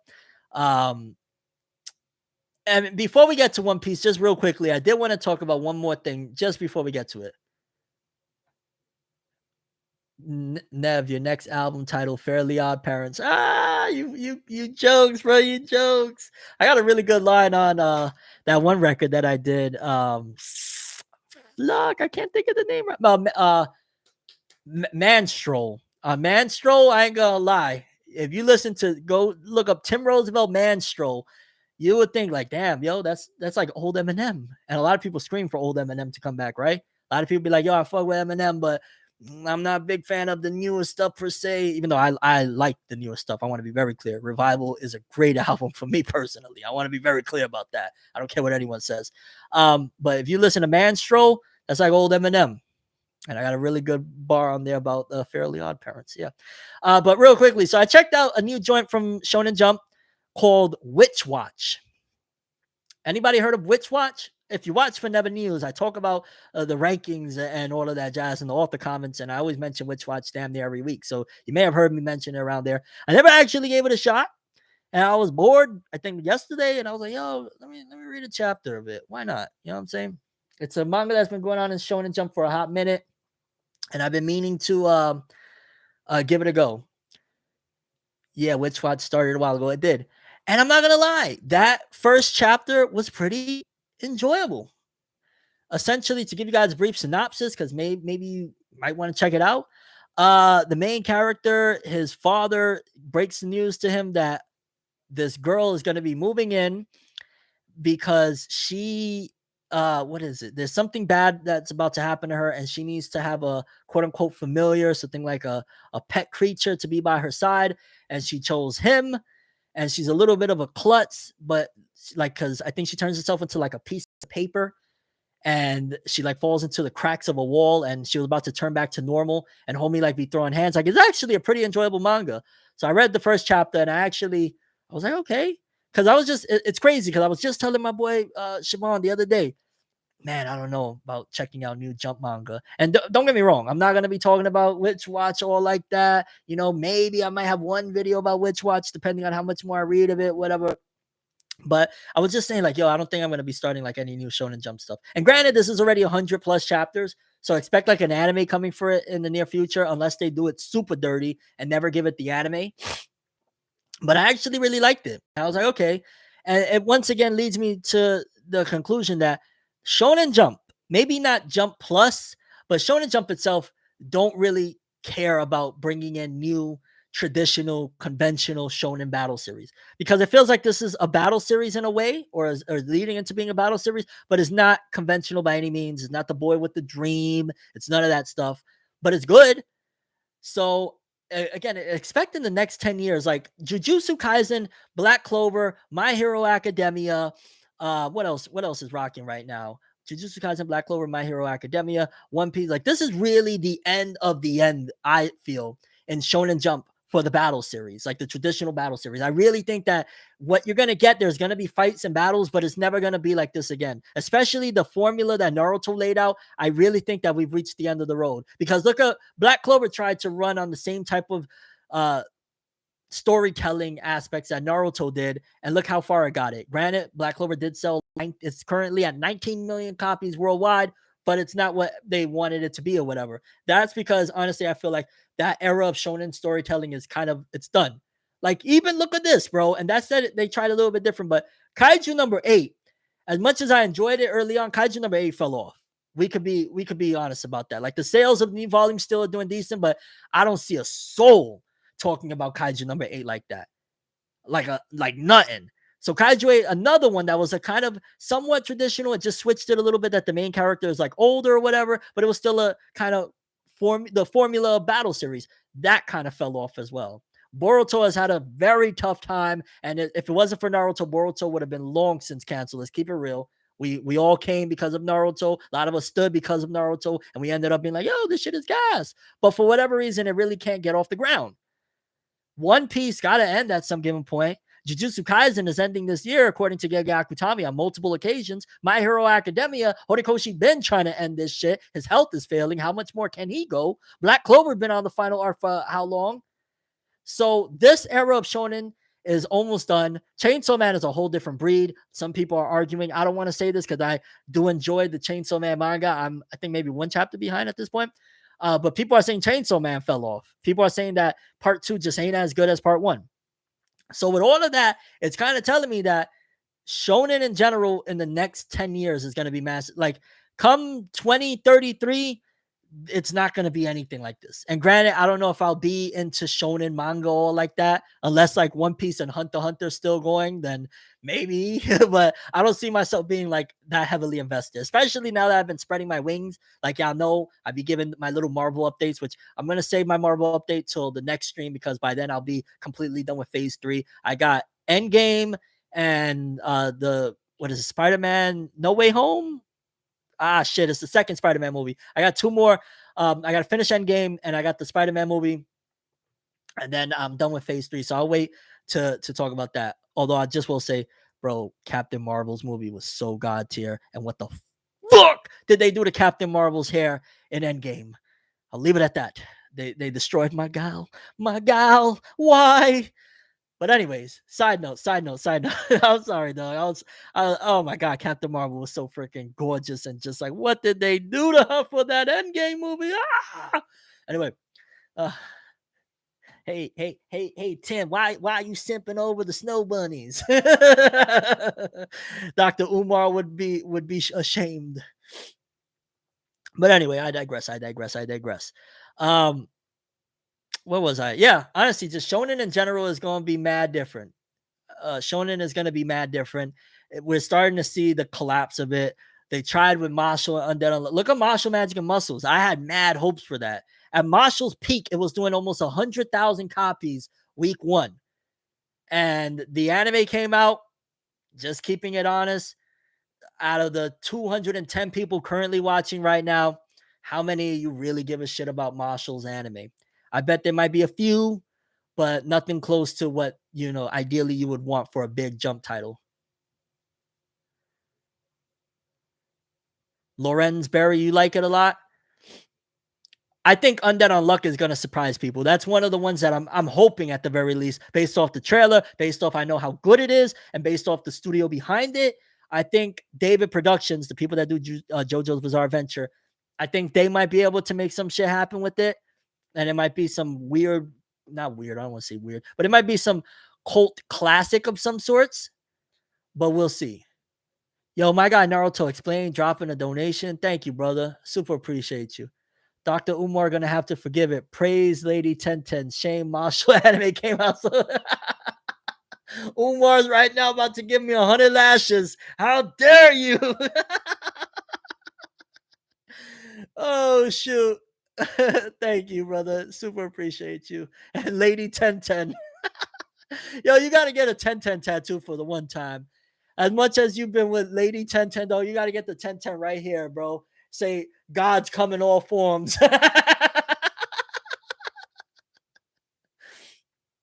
Hey, yeah, Marshall just came too late. I think if it would have come out around the 70s when they was doing I'm talking about the 70s of chapter. I feel like I was saying the 1970s. If it would have come out, the anime would have come out maybe a little bit after chapter 70 or so when they were doing that whole Orochimaru invasion of the Hidden Leaf type of arc. That was fire. And that was honestly where I stopped reading the manga. Like after that, they started doing like a bunch of gag chapters in between. I was like, all right, this ain't no Gintama where I'm gonna just be waiting around. I'll catch you when the anime comes out. And then it doesn't feel like A1 put their best effort with this either. Like it's all right, but bruh, don't tempt me. Do it, do it, do it. 1010 full story explain video. The streets need it. Yo, if 1010 becomes the next Hokage, I don't even know what I would do, homie. I don't even know. I think that's the end. That's the end times. That's like the trumpet for the end. That's the end right there. The fact that David Production put Fire Force season 3 on the back burner for Undead Unluck. To be honest, though, Undead Unluck is I think gonna be real fire. I think you're gonna be surprised. I'm at work still, so can't be as active as usual. But y'all holding me down with chat with streamer. You've been a big help already, bro. Thank you for linking the trailer. In case y'all haven't seen, got a new trailer for my upcoming, or the trailer for my upcoming album, The Rise of Tim Roosevelt, coming June 16th to all streaming platforms. Your Spotify's, your Apple. You could go pre-order it on iTunes right now, pre-save it on Spotify. There's a trailer right there so you can see what you're getting yourself into. You already heard the record. In case you haven't, it's Day One's Tim Roosevelt. And on that trailer, I got about 3 other joints you can listen to that is going to be on the album. It's an album of growth, healing, becoming the best version of yourself, and just in general coming into your own. Especially if you've been through some stuff. I hope this album can resonate with you and be the soundtrack to your journey of self-discovery. Any features? Nah, it's all me on this one. And I could have gotten a few different features, to be honest with you. But I felt like it was very important for this to be straight up me. Like there's a few artists that I could have reached out to and I probably could have got some decent sized features. But I think it was more important that you guys get the message of what I'm trying to do. And other artists might not be on my wavelength, to be honest with you. And I'm not saying that in terms of that I'm better than anybody. I'm saying that in terms of I am really serious about when I tell you guys, like, I tattooed it on my forehead for a reason. Heal everybody. You know what I'm saying? And so where I'm at with it right now, I don't want to have a awkward situation at the very least at the moment, because I don't have no agent to kind of be the middleman that, hey, if the artist feels slighted, I could say it was my manager or whatever, or my manager says, yo, it was me. You know what I'm saying? So I can't have that situation where an artist sends me a verse back and they're saying something that doesn't go along with what I'm trying to, the message I'm trying to portray. And then I got to be like, yo, do it over again. Do it again, dog. I don't want that. You know what I'm saying? Or that I got to leave it off my project. So when we get to that point where it's a different ball game and I can have access to artists that, and, be very clear about like, yo, straight up and down, I don't want no, you know what I'm saying? I can't have no lean bars. I don't want that. That's not the energy I'm trying to attract. Not that the artists that I would have got featured from are lean rappers or anything like that, but just in general, like I'm very dead set on providing health, growth, and all of that good stuff. And I just don't want to try and compromise just for the sake of having features. You know what I'm saying? But there's remixes that might be coming, so we'll see what happens. Heavenly Delusion on something different. I have not been keeping up with it. Or I haven't even jumped into it, to be honest with you, other than the trailer. What am I saying keeping up with it? Thank you, bro. That's honestly, I trust me, I did want to have a lot of features. I love, features is dope. I love having different artists, and especially where I'm at with it, like I want to kind of challenge, like, yo, I bet I could take him on this record. You know what I'm saying? I'm confident with my pen game. I know that there's some artists out there that I might be able to at the very least keep up with, but there's some artists that I could take on. There's a lot of artists I could take on the track. Let's be like a good chunk of them I could handle. You know what I'm saying? But not this one. This one was for me. You know what I'm saying? I had a couple of features on the previous project. Y'all already know one of the biggest features I had publicly was the Pelican record. But this time around, all me, and that was very important to me because it's not about um trying to do gimmicks. It's not about what I was doing last time around. This is very important. I have a specific mission with this project, and I'm gonna see it all the way through. It might get messy, but we gonna get the goals. Ufotable will be adapting Berserk 2026. Yeah, all right. Nice try, buddy. You trying to get me to scream out of my chair right now? Nice try. Okay, we put it off long enough. One Piece. So, in case you don't know, I'm going to read it right here. Oda is going on a long break, a 1 month break. I believe he did this last year. Am I wrong on that? I want to say last year he did a very similar thing, and I want to say it was for Film Red. He went on like a 1 month break. Um, and when's it drop? The project, June 16th, 2023. The Rise of Tim Roosevelt. So it's incoming. Yeah. So quickly, last year Oda went on a 1 month break because he had to help out for the One Piece Film Red movie. This time around, he's going on hiatus for a little bit more of a serious situation. Let's read real quickly because I think I have the article right here. Hopefully. Okay.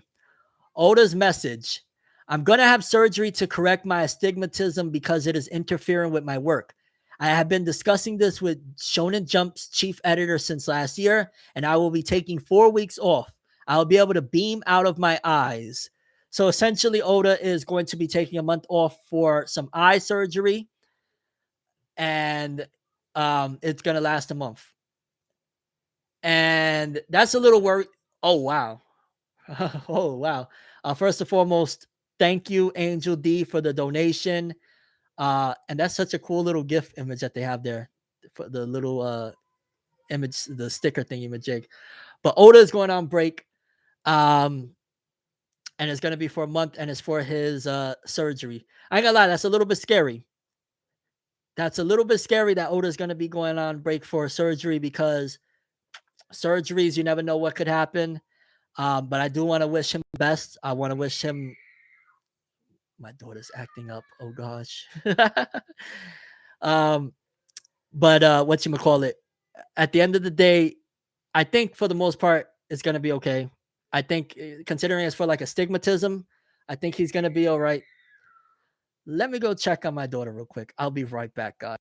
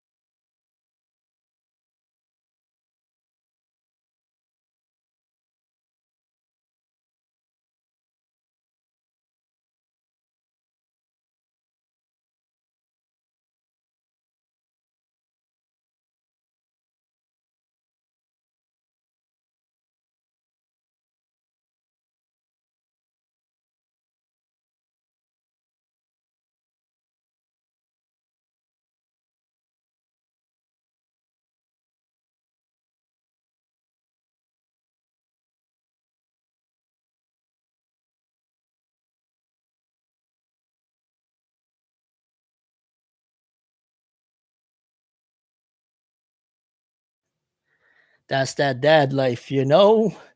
Sorry I had to leave the stream, but it is what it is.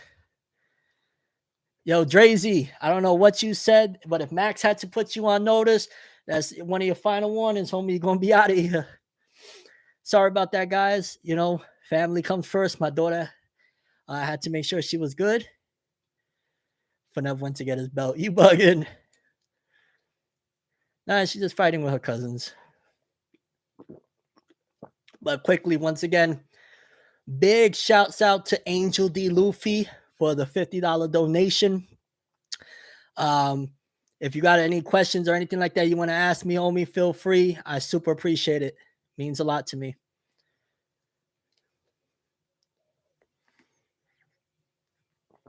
Yeah, no hate. Let's have a good one. Come on. Vibes up. Vibe up high. Vibe up high. Thank you, Angel. For real. Honestly means a lot.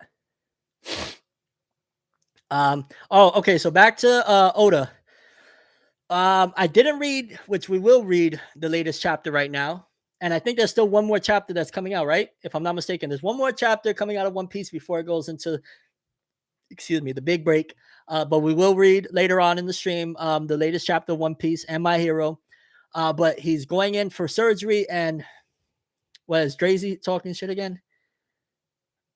Yeah, all right, Drazy, come on, dog. You're doing too much. You gotta go. I'm putting you on timeout. Next step will be a block, homie. You're doing too much. We're trying to have a good time here. We on some other vibes, bro. Oh, thank you, Dr. Ank method, or Ankh method. Are you talking about like the Ankh? This is the symbiote, if I'm not mistaken. This is Spider-Man with the symbiote. I believe it's a comic book cover.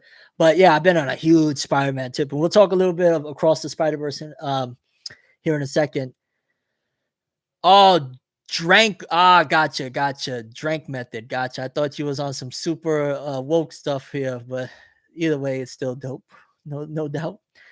Negative vibes not welcome. Absolutely not. We on another tip right here. Oda is immortal.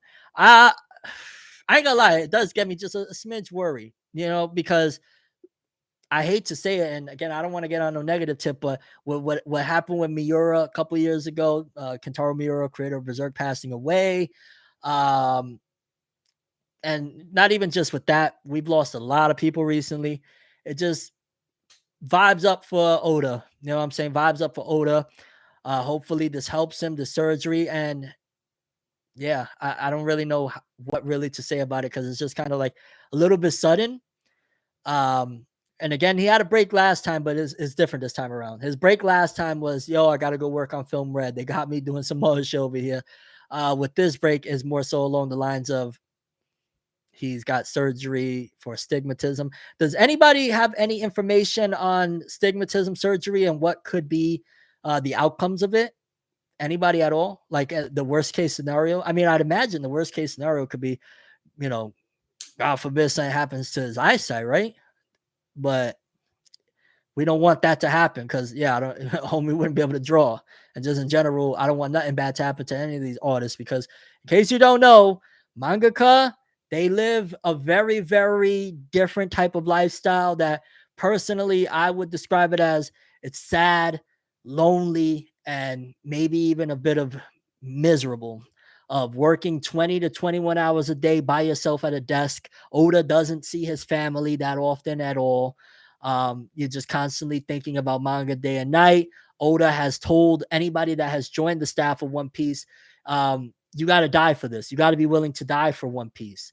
And, you add all of that together, which I respect it. First and foremost, I respect it. I understand that that's his dream and his mission and his goal, but it is sad.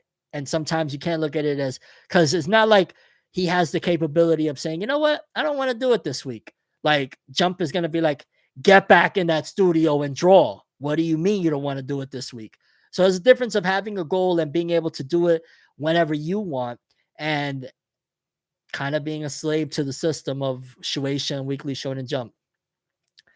My guy Max Powers knows it ain't easy, and that's that he's an independent creator, and he really puts himself to the test. He really be dropping sometimes 2 chapters in a week, And this is one guy, no team or nothing like that.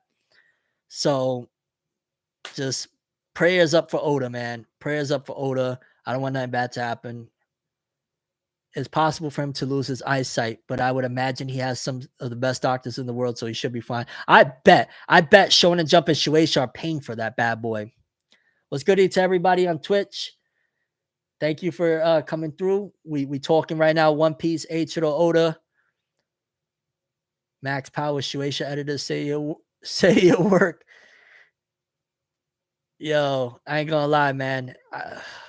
Yeah, I for a minute there, I'm not gonna lie. I thought when I was younger, like, man, that would be what a dream, right? To be able to write manga and Shonen Jump.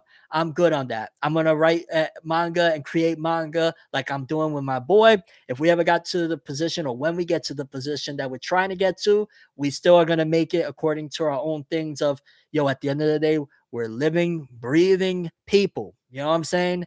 Working 20 to 21 hours, drawing nonstop every single day of your life, telling your family, I ain't seeing you for the next 20, 30 years. That's not happening. I'm never doing that. I'm gonna work for 30 years straight at a desk. Like I don't even know what that is, bro.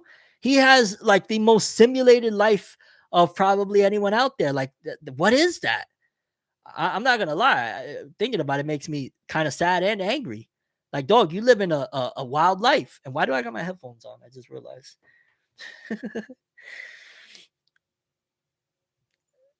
Dark Nightwing, you the real one. Oh, okay. You're talking to somebody on the chat. All right. Do you think we're getting a live action trailer soon?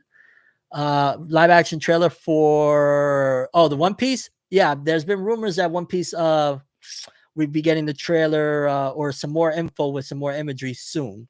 We will see. I'm a little skeptical on that aspect just because it's live action, but at the very least, I feel comfortable knowing that with the One Piece live action, it's in hands that actually care about it. Thank you, Jodio. Yeah, the month-long break that Oda's going on. But the live action is in hands that care about it, in terms of not only has Oda been in charge of it, Oda's been there, but some of the people involved, they're big One Piece fans. So in that aspect, I'm like, cool. But it's just, the problem that a lot of people are having, not all of them, because some people, they just genuinely want to shit on it just for the sake of engagement, of like, look, I can say mean things about something that hasn't even shown anything yet. Woohoo! But then there's people that just, we're looking at historically live action adaptations of anime haven't been good. So I understand that aspect of it, but I do still want it to come out and be, I want it to succeed. I want it to be good. I don't want it to be bad. Why would I want it to be bad? I've said that before and I'll say it again. I don't want it to be a disappointment. I want to walk away from that and be like, it's not One Piece per se all the way, but I like it because it's not going to be. And if you're expecting a 1-to-1 of One Piece, you're going to be mad disappointed. For crying out loud, I think it's only 8 episodes. And from what I've heard, don't quote me on this, but from what I've heard, it's going to go all the way from there to the end of Arlong Park. That's a lot to carry in 8 episodes. Even if every episode is an hour long, that would be 8 hours. And if you think about it, like 20 minutes and 20 minutes of an anime is 20 minutes long. So let's just say 3 times 8, that would be about 24 episodes. So if they're hour long each, maybe it could feel right. When does Arlong Park start? I feel like Arlong starts in like the 30s though. So I don't know. I guess we got to wait and see. Biggest worry about the live action, anything you're looking forward to. So the biggest worries about the live action is it going to be good or not? Is it going to be good or not? More importantly, are they going to make it too wacky? Are they going to cut stuff out? Are they going to make it like hey, look what 4Kids did, where they cut out the whole Laboon arc and all that stuff? Like, are they going to go that route? Because if ideally this does become a success, which who knows if it will or not, but if it does become, what is it, Princess?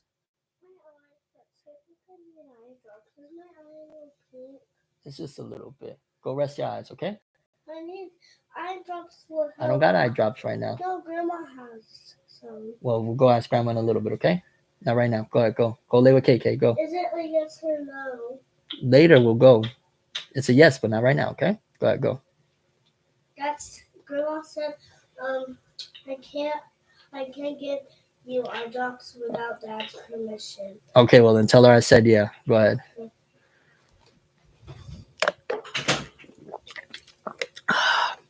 Sorry, guys. What was I saying? Shucks. What was I talking about? Um, what was I saying? Oh, One Piece. We were talking One Piece and things that could, I guess, go wrong. Let's see what else. The CG is going to be important. Like how are they even going to get that? Look at like the Fantastic Four, right? Has I guess what is the main complaints of the Fantastic Four first and foremost is the stretching aspect, the CG of the stretching of what is it, Mr. Fantastic? Is that his name? Has that ever been an issue? Because Luffy's stretching, he stretches a lot. He's a freaking rubber dude. How is that aspect going to play out? I'm imagining like when Chopper shows up, which I don't think Chopper is going to be in the first season. He's gonna have to be straight up CG. So there's a lot of aspects like the CG has to be really, they got to put a lot of thought into it. Um, what else? Let me see what other questions. Biggest worry about anything you're looking forward to in it. Anything I'm looking forward to in it. I'm looking forward to having fun with it. I'll say that. I'm looking forward to having fun the same way, and I know I'm in the minority of this one, but the same way I had fun with, for the most part, up until the end, the Cowboy Bebop live action. Because the Cowboy Bebop live action, I actually had a lot of fun. I thought that the actors was pretty dope. The story, I don't know. I just had a lot of fun watching it. I think I watched it in like two or three sittings, and for the most part, I really enjoyed it. Okay, now go lay down. Let Daddy do his thing. Okay. You got it on your phone too? Yes, I'm doing Twitch and YouTube. But go ahead, so Twitch? Daddy can talk. All right. Go ahead. Go with KK. No. Go with KK. Go. Your phone is so blue. Yeah, but go ahead. Daddy's in the middle of talking right now. Okay, go. Say bye, everybody. Go ahead. No. Go ahead. Come on, Moritz. Go. Be a good girl. Blue? Blue? Yeah, go ahead. Why do you say blue in the comments? Anyway, what was I saying? Kids. They better get Arlong right. That's one of the things. They better get Arlong right, because if Arlong looks like, off, a lot of people are gonna rage like, what the hell? And how are they even gonna get, because considering he's a big fishman, are they gonna do him CG, or are they just gonna I mean, I guess a lot of makeup and then the big shark nose or something like that. So I don't know. There's just a lot of challenges, but for the most part, I just want to have, like I said, I want to have fun with it. I don't want it to be too different from the One Piece, story in general. Like, I don't want it to be all of a sudden Luffy's not trying to be the Pirate King. He's trying to be the Water Boy or something. That would be devastatingly bad. No. Stop. I'm dark. You silly. Stop. Go ahead. Go for real. Let Daddy finish. Wait, let me see. I'm Dad's princess. Yes, you are. Now go ahead, so Daddy can talk. Wait. Drink some No. water. You're gonna mess it up. Go. Hey, one more thing. Eat this Kit Kat. All right, stop it now. Go ahead. Go. Yeah, take it. Go ahead. Go with KK. Go. I love you. Okay. I heard it. Oh, it looks better now. Go with KK and Zaire. Go. Love you. Bye, viewers. I love you too. Okay. Bye, Jackie. Bye.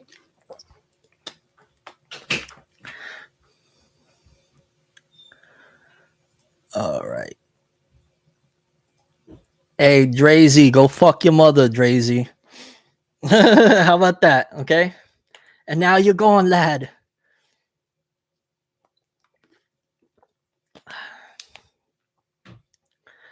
Alrighty.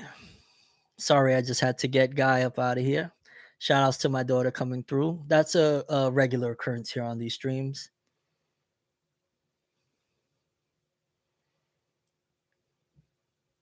I didn't see what Great Demon Lord did. Whatchamacallit? Okay.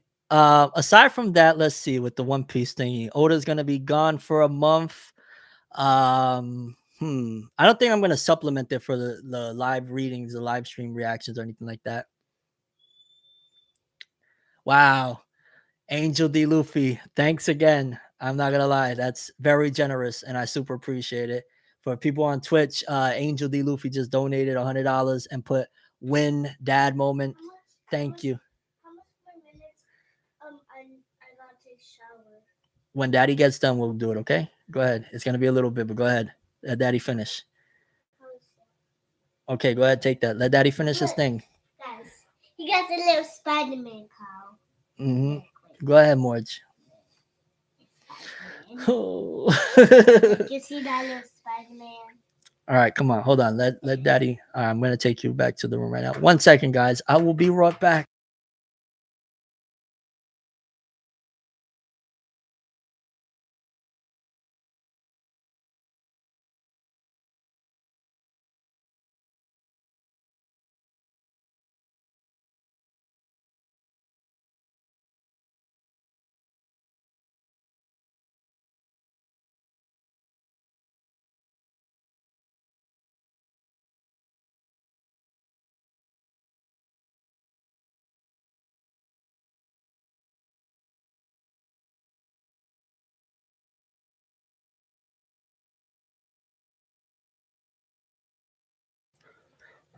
All righty.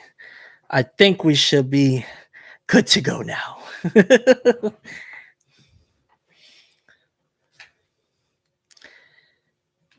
Yeah, kids being kids. I'm starting to get used to it at this point, the midstream breakthroughs.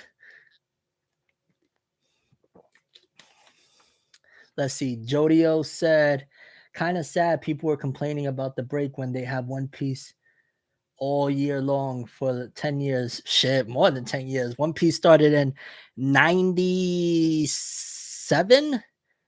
Y'all been having One Piece for decades.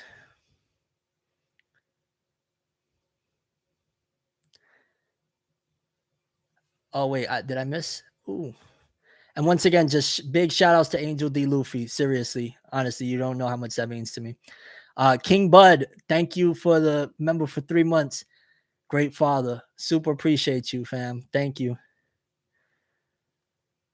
The One Piece, technically, the One Piece hiatus is 3 weeks, but considering there's another week before the actual issue starts, and they like to dramatize it like Eiichiro Oda goes on big month-long break.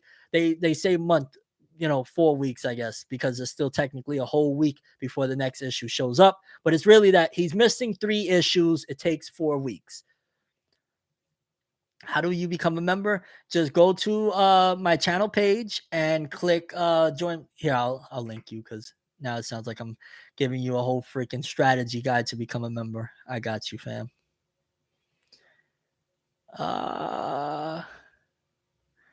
Where is it? Let's see. I think it's right here and right here. Boom. All right. If you would like to join as a member, there you go. There's 3 different tiers. You could join as a real one, you can join as leveled up, or you can join as peak. They have different tiers and different things that you get for them.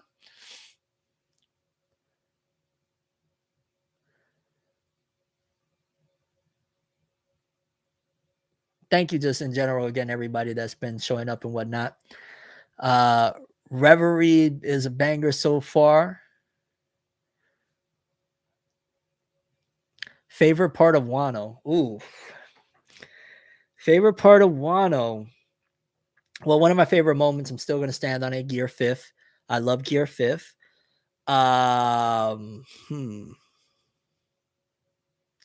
Kaido and damn, I don't know. I'd have to really sit and think on that one. I know Gear 5th is one of my favorite moments for sure. Kaido's flashbacks of when he broke out of the lab and stuff like that. Some of those moments anyway. Yeah, I'd have to really sit and think. Thank you for the 99-cent King Bud. Super appreciate you. Fairy tale is what One Piece tried to be. What? Okay, you trolling, homie. But yeah, that's pretty much the big news for One Piece for the most part. Again, Oda going on 3-week break. Um, he won't be back for a month basically. And Godspeed, because he's doing it because he's having eye surgery for astigmatism. And yeah, he could, if the worst happens, he could lose his eyesight, but we don't want none of that to happen. We're going to send best wishes, positivity, and prayers up for Eiichiro Oda. Okay, so let's see here. We went down the list. Boruto, One Piece, Witch Watch. I announced that I got Twitch affiliate. Again, if you're just joining in, please hit that like button to spread the stream. Super appreciate it. My guy Ronnie Williams, member for 3 months. Appreciate you, brother. Thank you. Bro, did you watch One Piece episode 1085 yet? If not, we can watch party in Discord server later or tomorrow. I have not watched it. To be honest with you, Marvel has had me in a vice grip. I've still been in a vice grip with it. I've been planning on hopping on your Discord at some given point. I'm going to get back to you on Discord and we can really chop it up and figure some shit out. I'm terrible with stuff like that, so forgive me, but I'm going to get on it. Because in general, that just kind of sounds like fun, having a big watch party with it. Especially we could get your Discord lit and stuff like that. Maybe have a little Q&A or some shit, do some cool stuff. So definitely, but I haven't watched it yet. I'm behind on Demon Slayer as well. I'm behind on a lot of stuff. Marvel, let me go. And speaking of Marvel, just quickly, I'm not gonna get into spoilers. Don't worry for people that have not seen it. But Across the Spider-Verse, oh my god. Outside of, because again, I've been seeing back catalog movies from years and years of, the Marvel Cinematic Universe. But in terms of new movies that came out this year, Across the Spider-Verse got to be the best movie so far of 2023. That shit was absolute gas. Absolute gas. Hold on. All right, Twitch.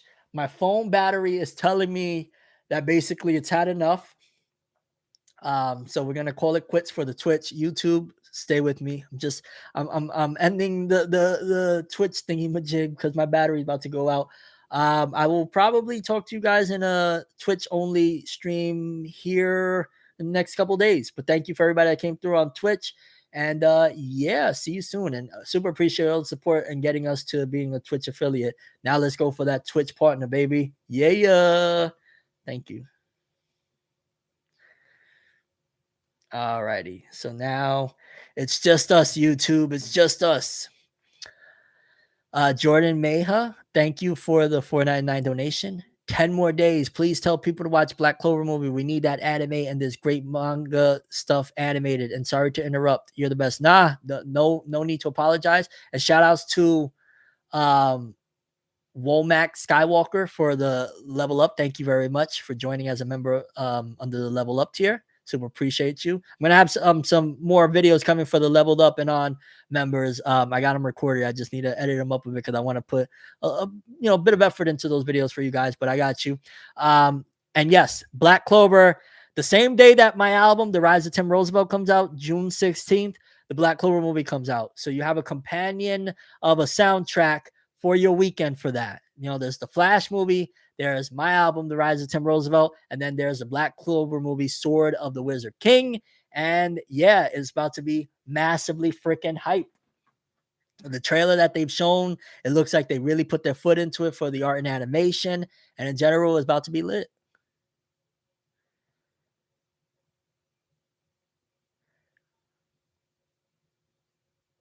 One Piece hasn't missed in the last 10 chapters. One Piece hasn't missed damn near this entire arc.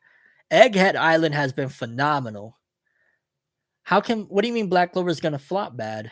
It's literally on Netflix. I mean, I guess you could say if Netflix decides they're going to reveal, we flopped, then sure, it could flop. But I'd imagine, considering anime-wise, it is like one of the most popular and was one of the most popular anime on Crunchyroll, and like, what was it, 50, 100 countries? It was some stupid number of like, Black Clover is one of the most popular anime in all of these countries and stuff like that. I think it being on Netflix is going to drive everybody over to Netflix to watch this thing, on top of the fact that it had extra months to promo. It's been highly sought after. There hasn't been no TV anime for 2 years. I think Black Clover's movie is going to be done very well, and I think it's going to be received very well. I don't think it could flop, to be honest with you. Black Clover fans are gonna watch this movie, and we're gonna enjoy this, Bucko.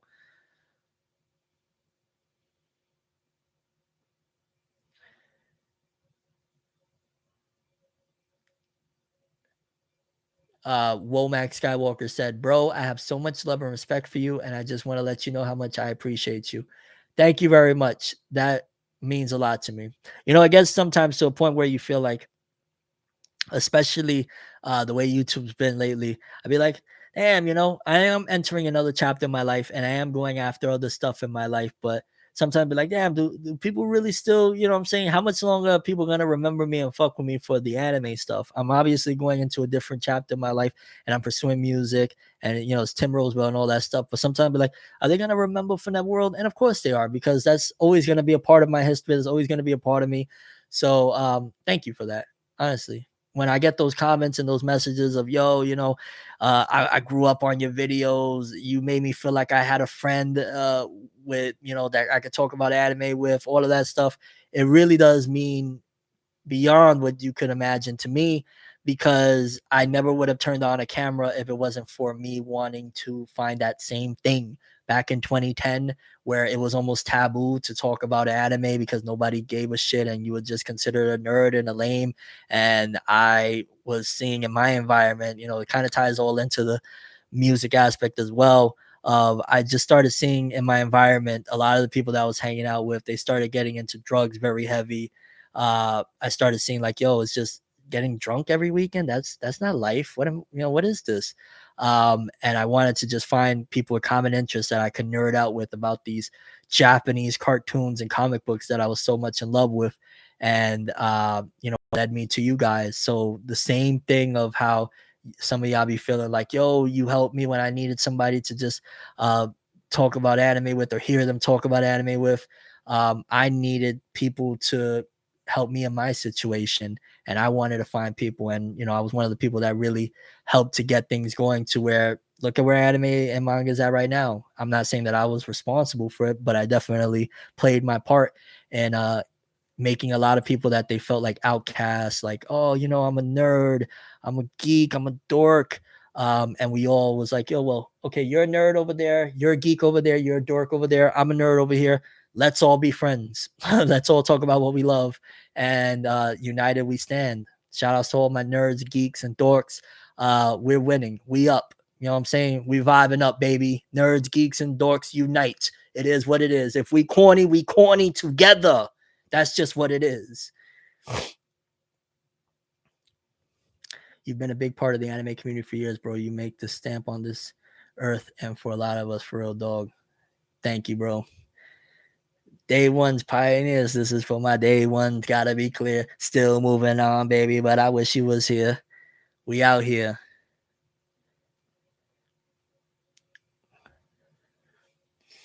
Okay, so let's see here. We did that. Okay, aside from that, I just want to talk a little bit about some stuff I've been doing outside of all this, and then we'll read the chapters and send this one home. Because I'm not gonna lie, I've been living lately. You ain't been seeing me online talking anime every single day like in back in the day or whatnot, but it's been beneficial for me because I've been able to do a lot of things of whether it be simple stuff like going to the park. I've been able to do that a lot more often. Playing basketball, I've been able to do that a lot more often, having a lot of fun doing it. Been able to, like I tell you guys, going to the gym 3-4 times a week. And the other day, let's see, okay, I think it was like on Wednesday, I want to say, I went to the beach with my fam. That was a fun time. I'm not gonna lie, I haven't been to the beach in a couple years, I think now. And I went to the beach with my family, with my kids, and we just had a great old time. And then I went and I had played one of these before, but my mind was just really not into it at the time. The escape games. Has anybody ever played an escape game? Where it's like you got to go in these rooms and you got to find these clues so you can get to the next part of the game or whatever. I had played one 5 years ago, I think, in it was a JoJo's Bizarre Adventure escape game where like you had to find clues and you had to, get the JoJo's references, so to speak, so you could keep on and get to the next part of the game or whatever. But at that time, I'm gonna be honest with you, my mind was not into it at all. Like I had so much stuff going on in my personal life that I didn't care about that even a smidge. I really just wasn't there mentally, so I didn't really get to enjoy it. But this time around, I went with my kiddos. One of my nieces recommended, like, "Yo, why don't we try this? This looks like fun."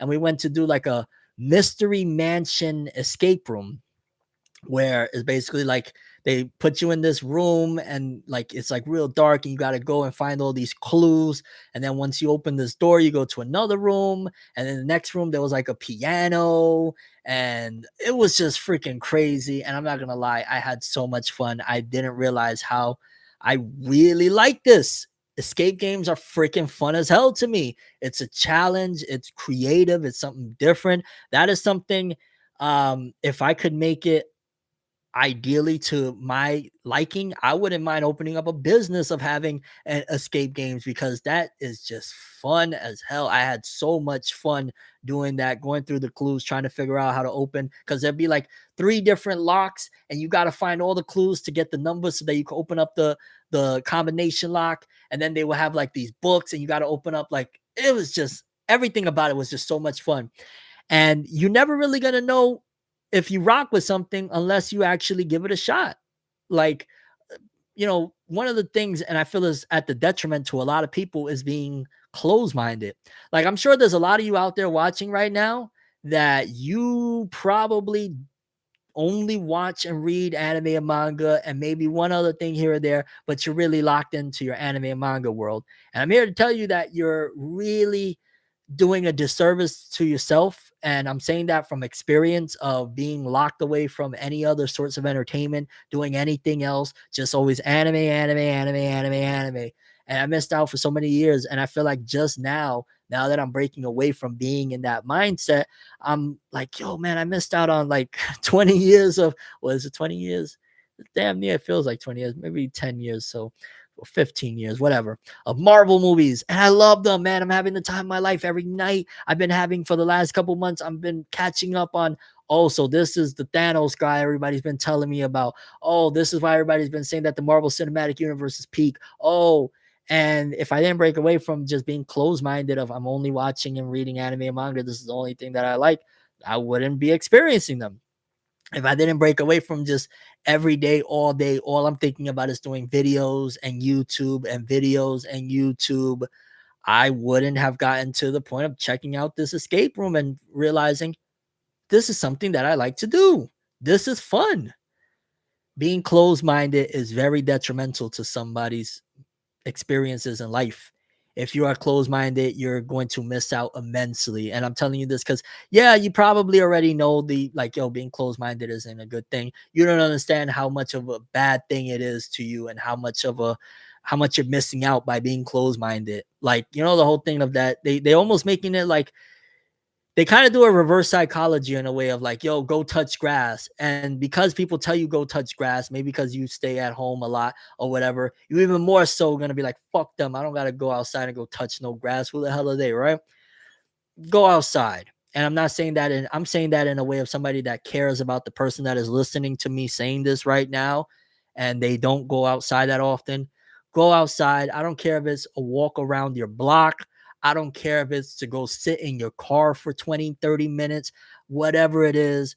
Go outside and try something new, even if it's to sit in your car and just think about life or listen to a little bit of music, or you don't got a car, you just walk up your block, up and down your block, thinking about something, play some music, go to the gym, go to the park, whatever it may be, break the monotony and break that loop that you're probably in.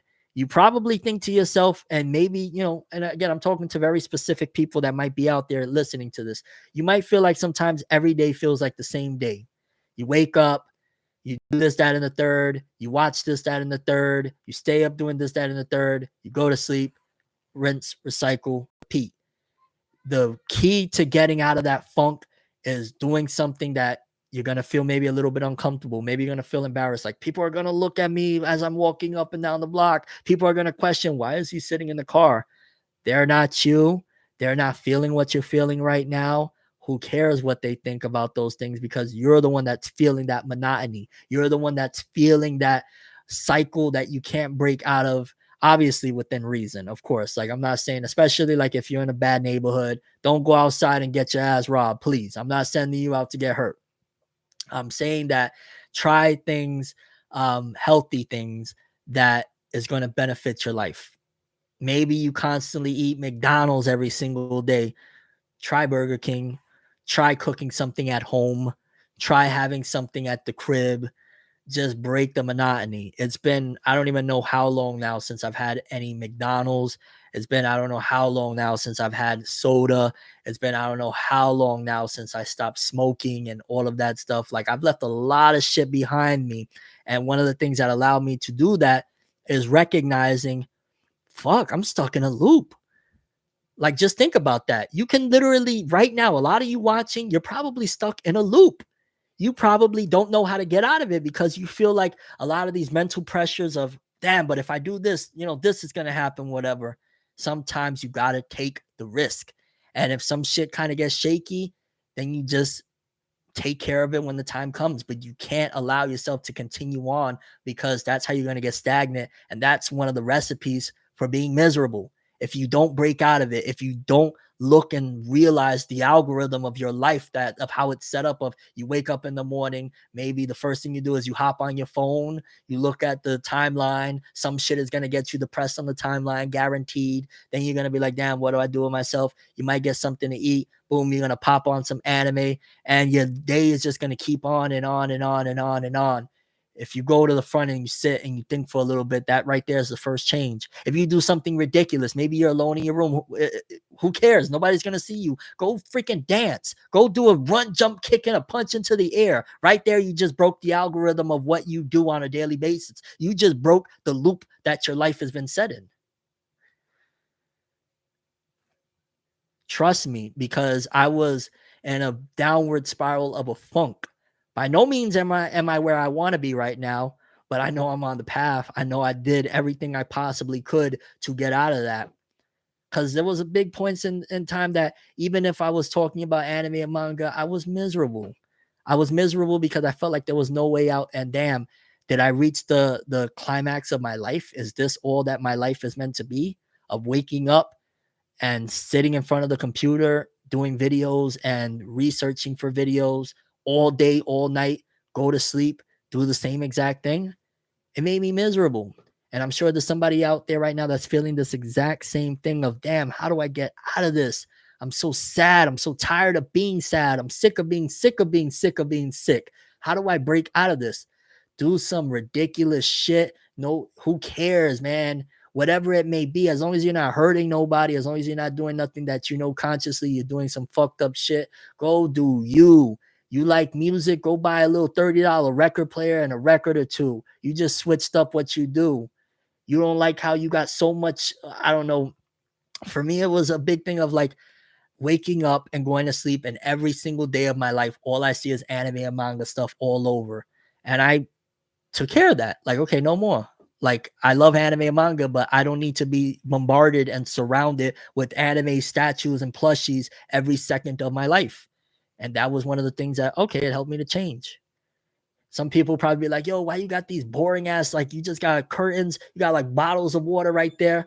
Well, first of all, that's a reflection of the simplicities that I'm trying to bring to my life. Like this right here, those water bottles, that's a testament to I've changed a lot in a healthy manner of I'm not drinking sodas and bullshit. And I hope you get inspired by that as well, because I know it could be a little bit tough, but if my ass could do it, if my ass can make myself, I'm getting to the point of being the most fit I've ever been as an adult, period. Going to the gym 3 times, playing basketball in between those days, sometimes going from the gym, getting a little soup, and then heading straight to the basketball court. Like, if I could do it, and I damn sure have thought in a trillion years I could never get to this point, you can do it 1 trillion%. And I just wanted to take this opportunity to tell you guys that you can do it. You know what I mean? I thought I was done with music, one of my biggest passions in the world. And here I am, I'm dropping an album. I thought I was done with, man, my first comic didn't work out. Everything went to shit. Here I am working on a new comic with one of my best friends out there. You can do it. And read Max Powers. Shout out to my bro.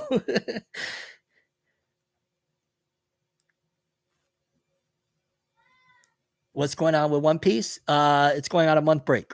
Oda is having surgery for his astigmatism. So it's going on basically 3 issues of Jump. It won't be there, but technically 4 weeks without One Piece. I can only drink 2 or 3 Pepsis a day and drink water the entire day. See, I started by cutting down, and then eventually, after a certain point, I was like, okay, I can't do this no more. Because I had to a point, the last point I was at of drinking soda was, okay, I only drink soda when I go to a drive-through and I get a meal. Then I'll get a soda with it. And then I cut that part out as well. And then every time now I get a meal, I'm with a bottle of water, please. Don't let because maybe one of the little tricks in your mind is, oh, but I'm buying the meal, the soda comes with it, might as well. Just get a bottle of water. You'll thank yourself later. Trust me. The Boruto news is that it has been confirmed based off the latest volume that Boruto is indeed done with part 1.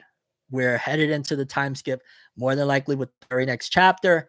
And me and the people over here came to the conclusion that there's a possibility that Minato one-shot may play as the Kakashi Gaiden played to Naruto Shippuden, in terms of there might be something important in that Minato one-shot that leads into the future of Boruto.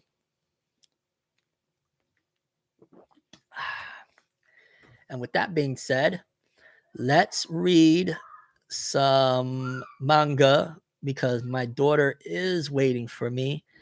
So I need to finish this stream up here ASAP. So let's start reading. What do y'all want to read first? My Hero or One Piece? Let's poll it real quick. We'll do a poll. Okay, the other poll is done. Boruto done. Whipped ass. Let's see. My Hero or One Piece first? I don't even know why I'm asking because I know what the result is going to be, but which one first to read?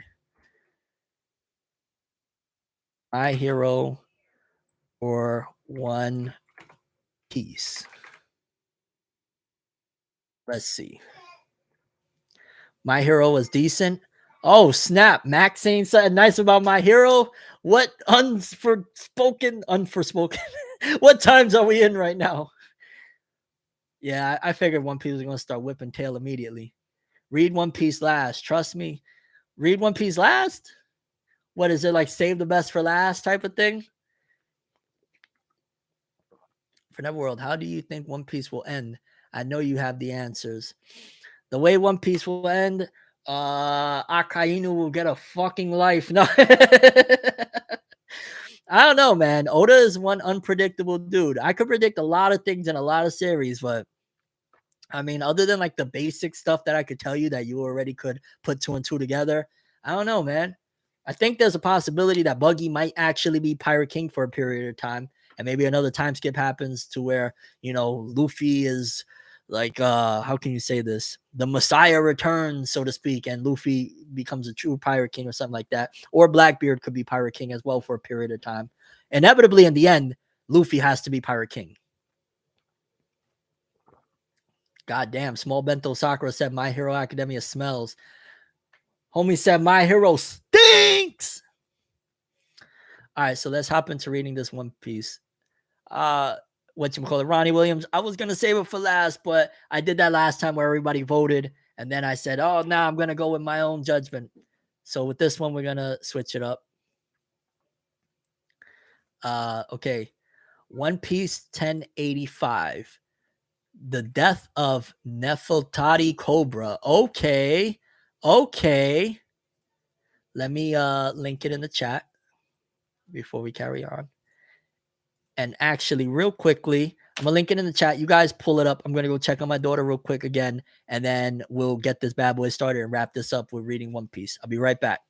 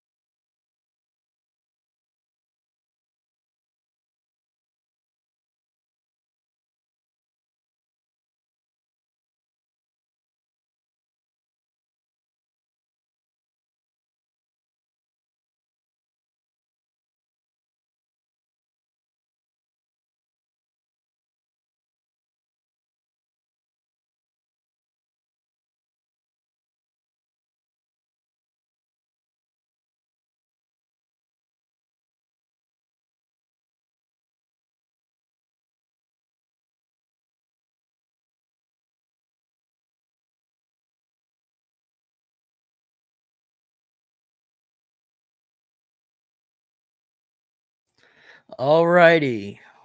Let's bring this one on home. I'm surprised you haven't read it yet since officials come out on Sunday. Lately I've been waiting for the streams, so I haven't been reading them until on stream. So yeah. Y'all got the link right there. Let's hop into this bad boy. One Piece chapter 1085, The Death of Nefeltari Cobra. Let's hop into it, baby. Okay. No one is meant to sit upon that. Oh God, yeah, I forgot that's where we left off at. Okay. No one is meant to sit upon that throne. It is not meant for one person's will to sway the entire world. There are two things I wish to say, and one thing to ask of thee, Cobra. Who are you? Cough, cough. I know the name Aimu already, but it must be a coincidence among the first 20. Do not seek the answer. I will not provide it. But I can tell thee what thou wish to know. The D is the name of those who once opposed us.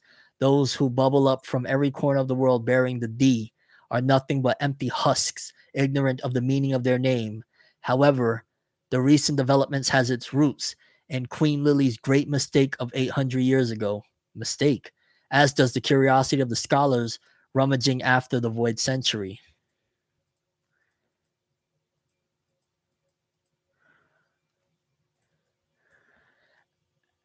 As does the spate of pirates seeking the poneglyphs for treasure.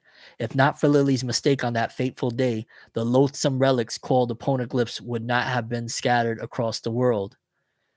And this unfortunate event of the past has one disastrous potential explanation. Was the liberation of the poneglyphs actually a simple mistake, or was it planned? What the hell is going on? Yo, the Godos say gripping tight to their canes and shit. What's going on here? The answer to that question must be found within Lily's letter sent to Alabasta, but I have only heard thee speak of Queen Lily of the Nefeltari dynasty. Why do you hide it from Mu? Tell Mu the proper name of the sender. Well, that settles it. Clearly, I will not be allowed to leave this room alive. Oh, snap, yo, this shit. Hold up. I can't believe I'm days behind. I bet a lot of y'all already read this shit, huh? This shit is litty. If I told you a lie, would I escape the blow? The moment you saw Great Aimu, your fate was sealed. Huff. I suppose it was. This is the greatest taboo in the world. They making it act like homie saw a god or something. Jeez. What's going on there? Something very wrong. The letter was signed by the Queen of Alabasta 800 years ago, and her name was Nefeltari D. Lily. What the hell? Yo. Fire Fist. Wait, what the hell? Rook check. Where did thou come from?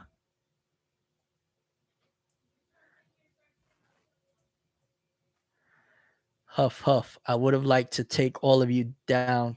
Yo, let's go. Sabo on the scene. Right here. Alas, to think there was such a diabolical truth at the pinnacle of the world.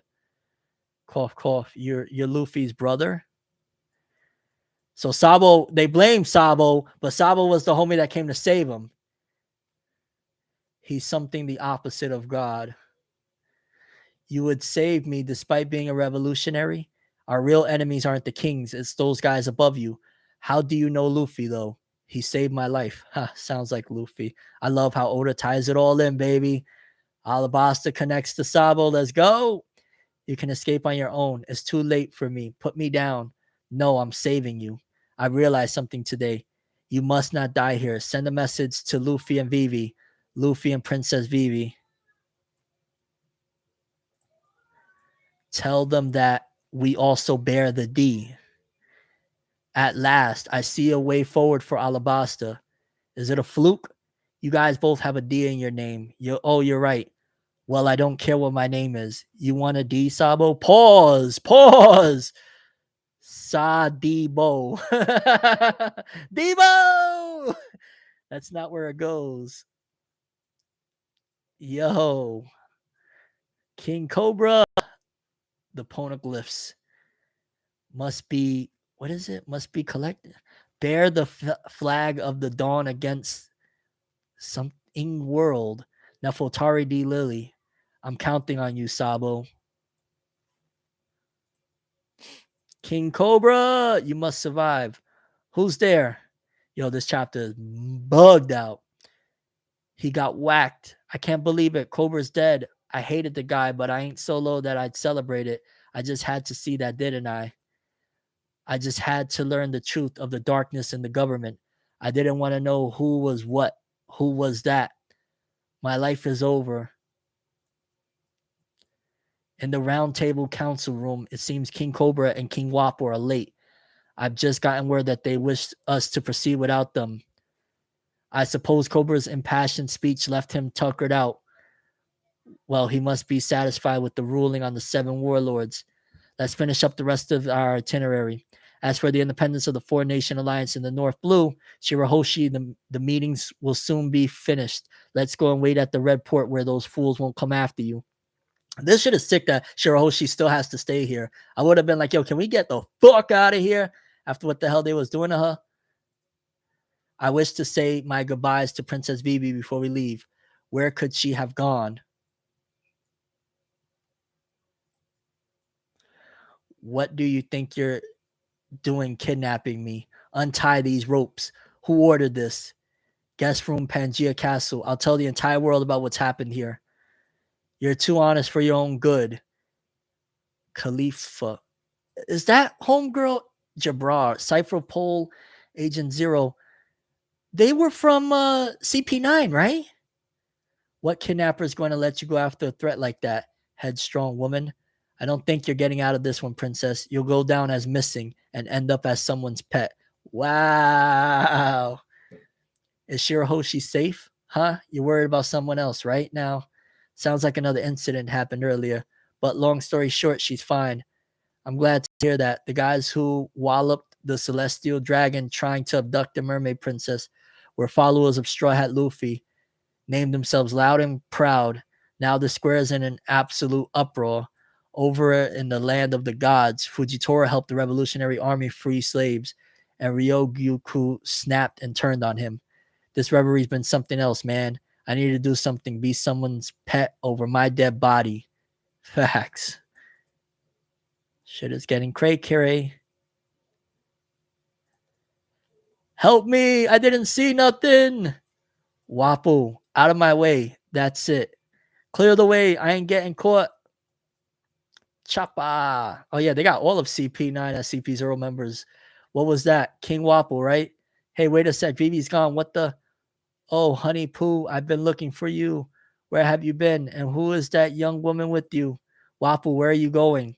As far as I freaking can, I'm going to the ends of the earth where no one can follow. I'll go too. Take me with you. They're eloping. What the hell? Yo, I ain't gonna lie, it's crazy. We waited 5 years for this bad boy. We waited 5 years for this shit. Yeah, I don't know. They treating Aimu like he's the devil or some shit there. They're acting like you can't see homie. If you see homie, you gotta die. Shit is crazy. Overall, wow. They got CP9 members, more CP9 members, because I only seen Lucci and Kaku. I thought like the others maybe didn't make it, but apparently the Khalifa, I remember her, and I kind of remember Jabra. I might be off on that, but I remember Khalifa because she was the one that fought Nami, right? Am I bugging out? I'm pretty sure she's the one that fought Nami. And then Sabo did some manly shit, and they blamed it all on him. Aimu, I am you.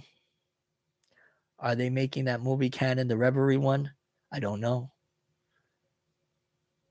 That's crazy. I ain't gonna lie. Overall, that was another phenomenal chapter. Probably 8.5, 8.5 to a 9. It's hard because I want to keep giving every One Piece chapter like a 9. It feels like a 9 to me. And so what? Vivi been with Wapple this whole time? Yo. What do y'all give the One Piece chapter? Talk to me, people. Talk to me. What do y'all feel about One Piece chapter 1085? I say it's between an 8.5 to a 9. Mike Media says 10. Ooh, okay, Mike. Dylan says 10. Reg says 9.5 out of 10. Izzy and Thing says 10. Didn't read it. What's up? What's good, King NX Door? DeAndre says 9. Okay. Kizaru Borsolino says 6 out of 10. We already knew Cobra wasn't going to make it and still vague about the D thing. I wouldn't say 6 out of 10. I think you're lowballing, homie. I'm going to be honest with you. I think you're lowballing. I say anywhere. I'm going to give it the 9. I'm going to be honest with you. I think it was a great chapter. It wasn't just very good. It was great. Very, very great chapter. I definitely would have liked maybe a little bit more details on stuff. But at the very least, okay, we know where Vivi, well, not where, but who Vivi's with. And they're on the run. We know that what kind of happened now. We know with Cobra.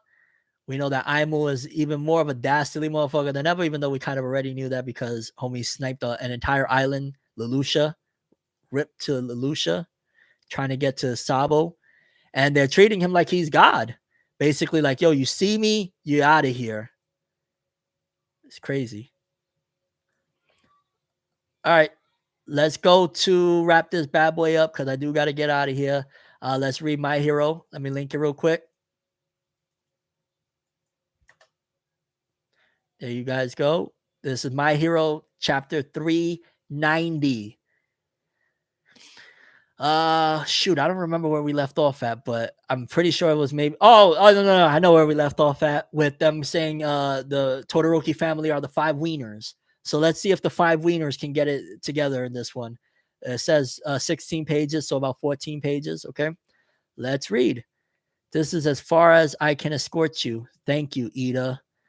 Flash, Fire, Fist, Phosphor. And the name of this chapter is Shoto Todoroki Rising. Hey, the rise of Tim Roosevelt. Rising like Todoroki. We rising out in this biatch.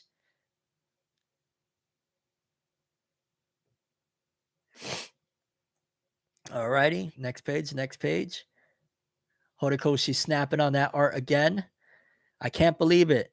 Transonic speed, as fast as a fighter jet. He's using regenerated ice constructs to reduce drag and creating a layer of heated air to reduce friction. Now, if anyone can do a darn thing about the impending crisis at Gunga, it's got to be the dynamic duo of engine and half cold, half hot. You're our only hope. You've got this. You make one hell of a teacher, All Might. Todoroki, thanks to you, I'm becoming who I want to be. Let's see, because my bro Max said that this was a good chapter, or it was decent. I forget exactly what he said, but let's see. So get over there and make it happen for you too. Dear Mom, I want to tell you something. In hopes of keeping up with my classmates, I'm making an effort to speak up and chat with them daily. All that talking has led to some conflict, but sometimes butting heads with others has led to a better understanding of how they think and feel. My friends care about more than just themselves. They get mad and shed tears for the sake of others. That's how I want to be too. It's not easy, but I'm trying.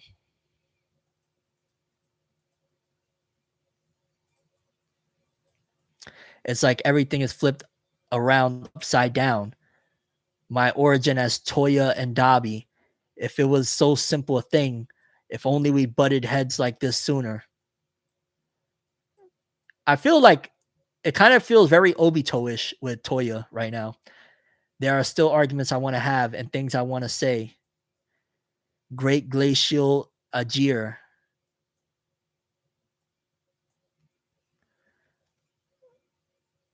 Horikoshi been very dialogue light. I ain't gonna lie. Pages 8 to 9 of My Hero 390. Very dialogue light.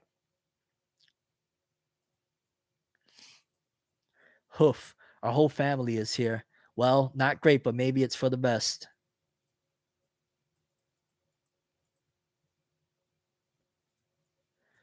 Because my great glacial Ajis alone might have not been enough to stop this. Ever since round one back there, Toya's fire just kept growing. Damn, yo, I ain't gonna lie. Oh, so he's dead then. Yeah, he's a skeleton on the floor. If he's still alive. Oh, he is still alive. I see a little bit on the other page. Oh, God. Shoto. He reached uncharted territory where I can't tread. Maybe I was never actually the masterpiece creation. You all. Oh, God, he's still alive. Die already. Dad, you scum. Just die. You all. And me too. Drop dead. Water. No. He's freezing from the inside. Toya, my big brother. Well, what now? All that awaits us is pure hell. Toya, I'm sorry. I'm sorry I never made it to Sekoto Peak. This is a sad ass chapter, I ain't gonna lie. Hate you all. Hate you, Dad. The whole family, too. Go on. Really let me have it. Keep it coming. Hey, I'm sorry for pushing you to the breaking point. Fuyumi, I'm sorry for leaving you to pick up the pieces. Not so I'm sorry for neglecting you like I did. And Shoto, I'm sorry. Let's smile, Himiko Toga. Smiling is why we live our lives. Toya, have you managed to smile? Is that the end of the chapter? Another short one. Jeez, man. Okay, so it seems like we're finally at the end of the Toya situation and the Todoroki family domestic crisis. Yeah, I don't know. It was all right chapter. It was like my guy Max said, it was decent. Yeah, I don't know, man. I think it's time to get to Deku versus Shigaraki. That's the thing I get from this. It's time to get to Deku and Shigaraki. That was dope. We finished this bad boy up. It feels like it dragged at this point, and I'm ready to move on. Like, if I'm making jokes at this point, like, oh, for his voice, I think it's time to move on, fam. Yeah. And with that chapter, what do you guys score? I'm gonna score it on out of 1 through 10.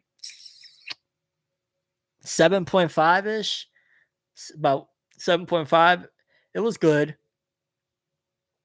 It just, again, man, for the finale, we're supposed to be right now going crazy every chapter. This is the final arc. This is unprecedented for a finale to be like, Black Clover in its finale. For all the hate that Black Clover gets, it's busting in the finale. Everybody's going crazy almost every chapter lately. It's getting a lot of word.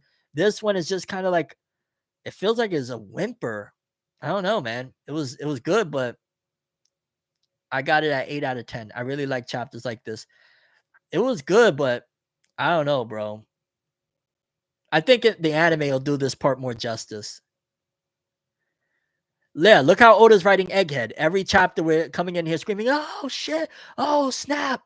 Like, that latest chapter was absolute gas. This that's what I gotta say for you. But yeah, so 7.5 for that. Maybe even the 7, honestly. Yeah, I'm 7 out of 10 for My Hero. That's my final score for My Hero. 9 out of 10 for One Piece.